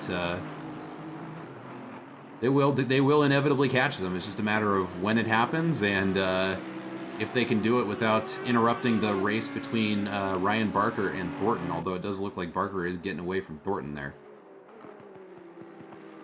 And I believe Barker is our current point leader. So that is also a point battle going on there. Yeah, and I'm sure both of those drivers right now thinking, how in the hell am I going to catch up to Grills? Looking around the track right now, he's got a pretty healthy gap. He's currently getting ready to enter Vale as these cars go onto the hangar straight, so a straight and 2 turns ahead of them. But with 22 minutes left in the race, they could end up seeing that. We could see both a battle for the podium of overall, as well as a battle for the top 3 of the AM split, which would be awesome to watch. So we're going to be rooting on Thornton and Barker that they can catch up to Grills, and we're going to be rooting for Tommy Kogan and Wright that they catch up to A. Moisen. we might have a very exciting end to this 90-minute race here at Silverstone. Yeah, and as somebody who's been up in these battles and trying to get through lap traffic, when you're in Wright's shoes and you have somebody you know is fast coming down to you, you start to leave a little less room for those blue flags. You start to play a little less nice, and it can get a bit dicey, especially in the rain. And not to interrupt you too bad, but an update. It does look like Biambi is serving another pit stop. It must not have been a visual bug. It looks like his previous pit did not end up counting as his mandatory pit stop, so he's going to be serving that now. We'll be watching the leaderboard to see how much that ends up costing him, but let's see, Waffle Smack's number 17 car is quite a bit behind. This may not be as costly for him as I would have guessed. Looks like he's going to lose one position to it, and that's about it. Oh, and I have some bad news on Thornton. It looked like, I'm not sure if it was the blue flag situation, what happened there, but he took a little too much curb, got thrown off, spun a little, saved it, got back on the track only to spin again in the next corner. I'm not sure if he had damage or just the tires a little overinflated from the spin, but he fell back quite a bit because of that. That is unfortunate. And that Mercedes does look worse for wear. That hood's basically being held on with a wing and a prayer, and maybe some duct tape. But, oh, the back doesn't look good either. That is not what you want to see. That is unfortunate. It does look like it cost him an amateur position as well. He is now sitting in P4 in the amateur split, with Ice 10 now, who's going to be fighting to try and close up that gap, and he is not far behind. Not far behind at all, just a couple of seconds at this point. And I gotta be wondering what's going through Thornton's head at this point. Is it a question of, do I have just enough damage to be able to keep this car on the track, or do I need to dive in and try and salvage this race? Because with 20 minutes left, 5 seconds a lap slower, and I'll be watching his delta to see what it's looking like on a good lap. Might be enough to justify getting in to serve that or to fix that damage. We'll need to watch and see what happens there. Yeah, and those are those rough situations where you're trying to do those quick maths in your head. You're trying to figure out, is the pit worth it? Do I have too much damage? You know, how long the race is. And often when I find myself in those situations, I actually end up making more mistakes, which I hope doesn't happen to Thornton. I hope it doesn't happen to Thornton either. But it has also been my case actually at this track before, where damage, I thought, hey, I'm just going to hang on to this. And it ended up costing me a race. So I'm definitely more inclined to go dive in and fix damage. But this late into the race, maybe not. I'm not sure what I would be doing. I'm not in Thornton's car. I don't know how it feels, but it definitely looks like it's worse for wear. We'll be watching his lap times to see how much is slowing him down. But there's a little bit of separation between Daniel Wright and Tommy Kogan. They are back on top of one another, but with 2 seconds gap between the two of them. There's Kogan coming around the corner in the background there. Wright's going to have a second to take a deep breath and get focused up here with just less than 20 minutes remaining in the race. Tommy Kogan does not have a lot of time to try and get that position away from Wright. We'll be keeping a close eye on that, and they are also closing the gap on Alexis Moisen. Not remarkably quick, but it was at about 20 seconds worth of distance earlier when we were commenting on this, is now just 11.9 seconds between first and second place. Daniel Wright is absolutely making a charge up there as he gets onto the hanger straight with Tommy Kogan not far behind him. We'll see what happens there. And I wouldn't be too surprised if some of that is just Wright trying to push, stay ahead of Kogan, and Moisen's up in the front, got a nice little gap. He's staying at a fast pace, but staying more at a comfortable pace instead of pushing too much. So that might be why Wright's closing in on the gap. Also, yeah, Moisen is not helped by the fact that he's having to get around blue flags right now. The same blue flags that Wright and Kogan will have to try and get around, but nonetheless, it is slowing him up. And we actually see, is that the car Biambi back there? Does not look like that pit was good to him. He's fallen from 5th place down to 11th after having to serve that second pit stop. And it's very unfortunate.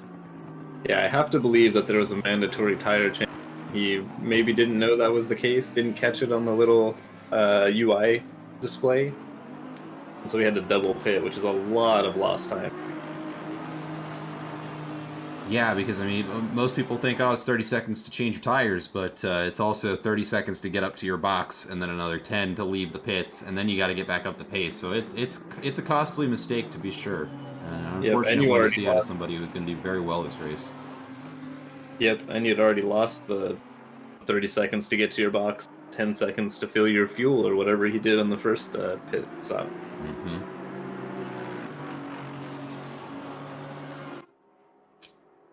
But looking around the track, not a whole lot else going on. We're going to take a look back here at Thornton and Ice Tin. It does look like they're going to be on top of each other, and I wasn't watching the last couple of laps, but Thornton's pace is about 4 seconds off of his best, and it does make me think there's got to be some damage to that car that is slowing him down, and that is why Ice Tin is right on top of him. Question is he going to be able to keep that Mercedes wide enough to not be able to... Oh, no, and he loses the back going onto the final straight. That damage is just too much to be able to hold off the cars behind at the pace he was asking the car to do. He's going to get it back on the track and keep driving. But that is unfortunate to see. He's going to fall back into P17 or 5th place in the AM split. With car number 78 up front is yellow flag at the entry of Maggots and Beckett's. What is going on? That is... Oh, it was the Porsche we were watching earlier that had the spin out over at Vale. Currently getting himself back onto the track. One of the things I got to point out, and I'm going to sympathize with him a little bit, is that Porsche gets harder to drive as the race goes on, and not like the other cars do. The Porsche is unique in that it has its engine hanging off of the rear axle of the car, so all of its weight is in the back, and the only way they really balance that is by putting the fuel tank in the front. And so what happens is, well, the engine's a fixed weight. You go through fuel throughout the race, and so the front starts getting lighter as the race goes on. You start having understeer and handling issues, which I think he just let Thornton pass there, but that car gets increasingly and rapidly more difficult to race as we get into the later stages of it. And with 15 minutes left, you got to be thinking that's probably what's going on there.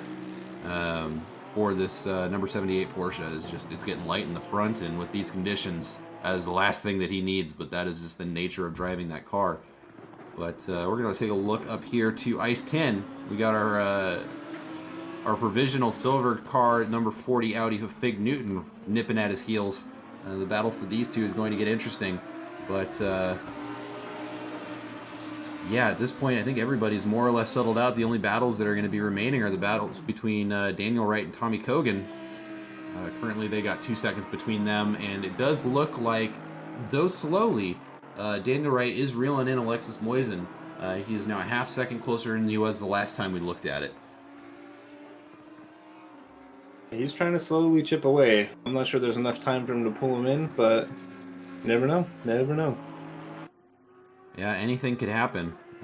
Alexis Moisen could get unfortunate with passing the blue flag. He could just wear the car out. He's been pushing real hard this whole race.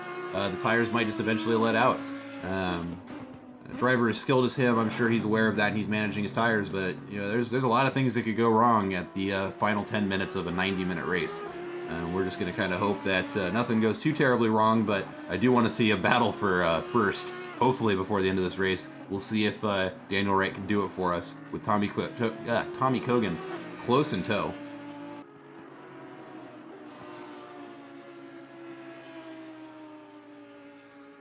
Does look like there's a little battle for P... Oh, never mind. I was going to say P14, 13, 14 looked like they were close, but I think that's actually a blue flag in there throwing me off.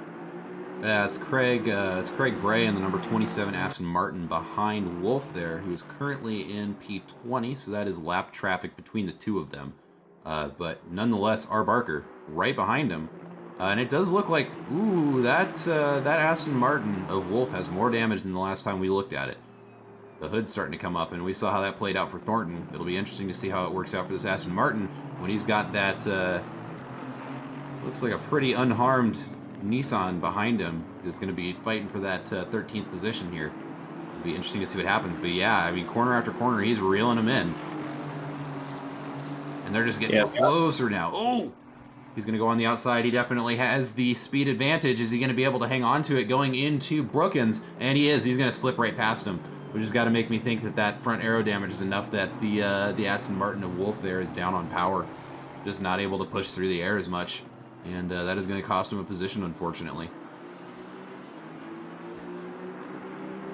Yeah, I was going to point out the Austin doesn't care quite as much as the AMG that we saw Thornton have that similar damage, but it will hinder that straight line speed.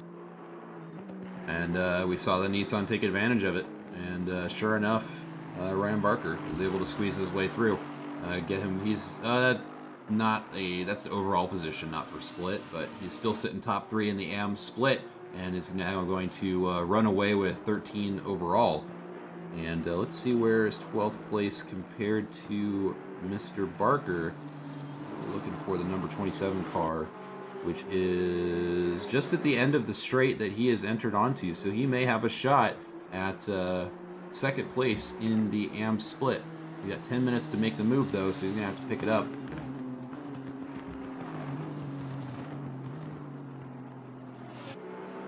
I'm looking around the field to see what's going on with our race leader, Alexis Moisen. Not having a great lap right now. Currently 8/10 down on his best. Or, excuse me, his last.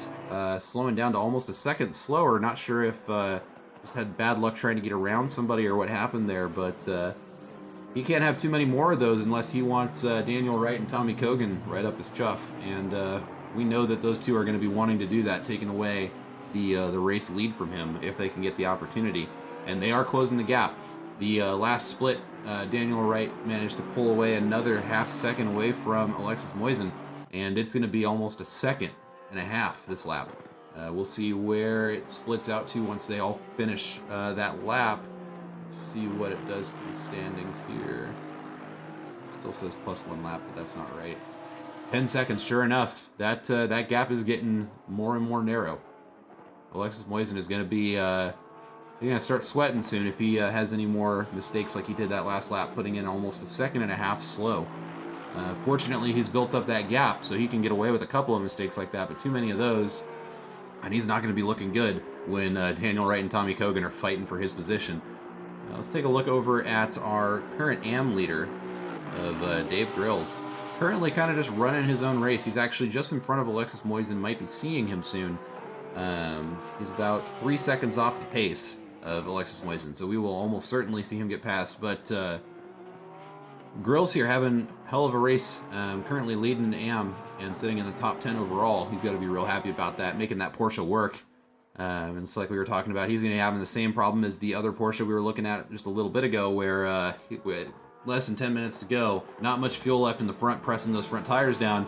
He's going to be feeling that, and he's going to be real careful trying to drive this car around the track this late into the race, but he seems to be doing it not only quickly, but with style. Doesn't look like he's taking any damage. Got a great looking car there, and I think that he's pretty safe in being able to hang on to that first place finish in AM with 9 minutes left of the race, and rode quite a bit behind. It would take quite the upset to see a competition for that, but we will we'll be looking for that by the end of the race to see if anything exciting happens there. But let's look around the track and see if we can't find any battles going on here.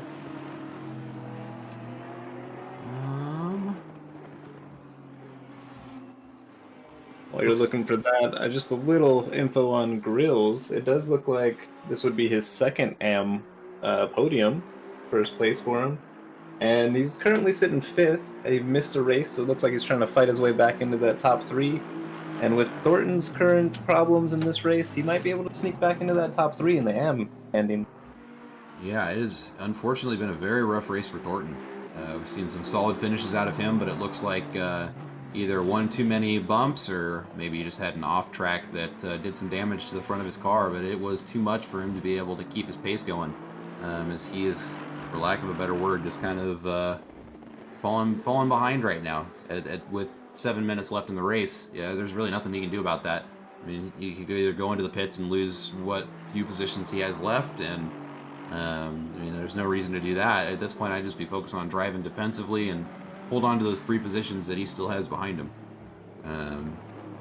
But an unfortunate race for Thornton after having some very good races. He's going to have some work to do later to try and claw back some points. But our race leader, Alexis Moisen, a second and a half down on the Delta right now. Must have been some funny business between him and Grills, our AM leader right now. Either that or just a difficult pass, but he is way slowed up on this lap, which is going to be a breath of relief for Daniel Wright and Tommy Kogan. They're trying to close up that gap, and it is just going to continue to get more narrow as Wright gets held up by traffic. Yeah, part of the RNG in those blue flags is sometimes you catch them all on the chicanes where you don't really want to send it, and your opponent catches them, right before the exit of a straight maybe, and you lose, a half a second more than your opponent who's chasing you down. It can add up. It can, and it does all the time.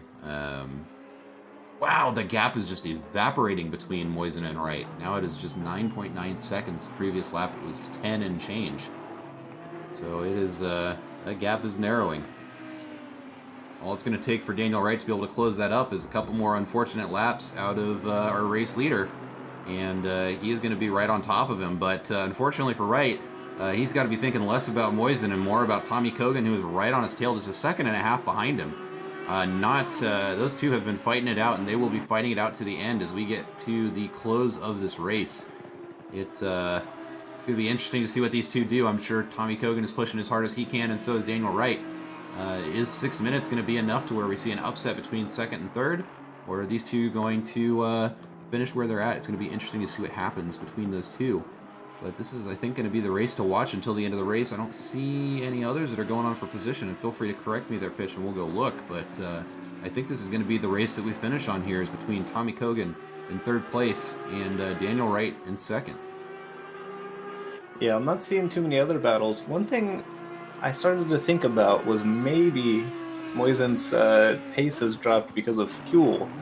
And I went and looked, and it does look like he's in engine map 5, which I don't know too much about the Aston Martin, but I assume map 1 is the fast map, and maybe 3 is one of the first wet maps. 5 seems like it might be a fuel save map. I'm going to go ahead and look that up right now. And get back to, because that's a good observation, because the Aston can absolutely do this race in the wet and party mode. Yeah, and I compared that with Kogan, who's also in the Aston, and he's in map 1, so I'm sure it can handle it, and Moisen has the skill to run in that map. So it has me thinking that maybe he got a little too close on the fuel numbers. Yeah. He's trying to stretch it out. It is a slower map, and it is less fuel consumption. It's not a fuel save map. It's basically the fast wet map. But yeah, it does make you wonder, is that just a comfort thing? Is he thinking, hey, I just want the car to go around the track at this point. I've got enough of a gap to the cars behind. I don't have to worry about it. Or is it maybe a potential strategy problem? And right now he's got to be focusing on trying to get the most economy out of his car as he can, so he can finish this race. There's 4 minutes left, which is going to be either 2 or 3 laps in this race, and depending on how much is left in the car, he might be thinking about that. And actually, just in front of the two leaders that we're watching right now, Daniel Wright and Tommy Kogan, actually, we've got Roadside Cookie and Biambi fighting over 10th, just in front of us. It'll be interesting as our race leaders here filter through the lap traffic here, how that's going to play out, because it is going to be 2 battles for position that we're going to be watching here in just a moment.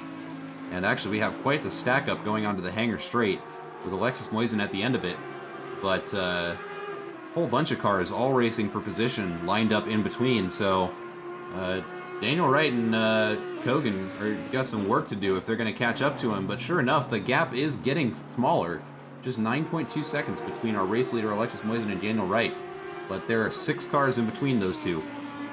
And he's got some driving to do if he's going to get around all of them and be able to take it. I don't know if it's going to be possible, but if there's going to be somebody who's going to be able to pull off a miracle, it's going to be one of these 2 drivers we've been watching for a little bit here.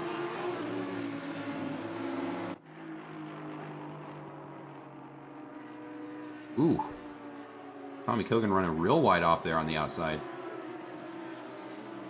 I'm getting scared for him every time I see him do that. Yeah, sometimes you have to kind of just do that and let it kind of run the line out that wide, because if you try to force it too hard to stay in the lines, you just spin it. I've definitely done it before there. where, I'm worried about track limits, trying to force it a little too much onto the track. Car says, no, you don't have that grip. Yeah, and it really is. You have to balance it on a knife's edge. And some of these cars, especially this late into the race, it's not a I'm gonna feel it start to go and I can catch it. It's fine, and then it's not anymore. And this track is real good at doing that. Something I want to point out, I think you might be onto something with what is going on with Alexis Moisen's pace here. Because once again, he put in another slow lap, a second and a half down on his previous Delta. Running that lower power map, he probably is thinking, I mean, at this point, I don't think that second place is going to catch him. But I think it's got to be a question of saving fuel at this point, because that's a lot slower. I don't think that's an engine map's difference worth of pace. I think he's got that there just trying to get so he's not running on fumes.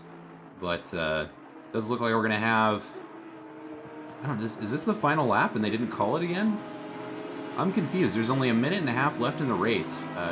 Our race leader is at the end of the hangar straight. He's not going to cross the start-finish line before time expires.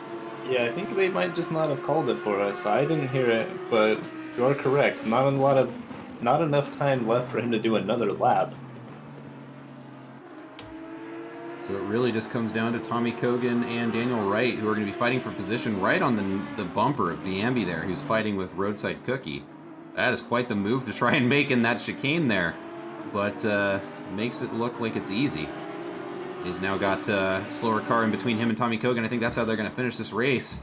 And we're going to take a look over at our race leader, Alexis Moisen, who is getting ready to finish this race. Yeah, and that move by Daniel Wright that you were just watching, I think that's what I was mentioning earlier, where, earlier in the race you would have been a little nicer to the blue flag, but when you got somebody chasing you down, you're going to send it.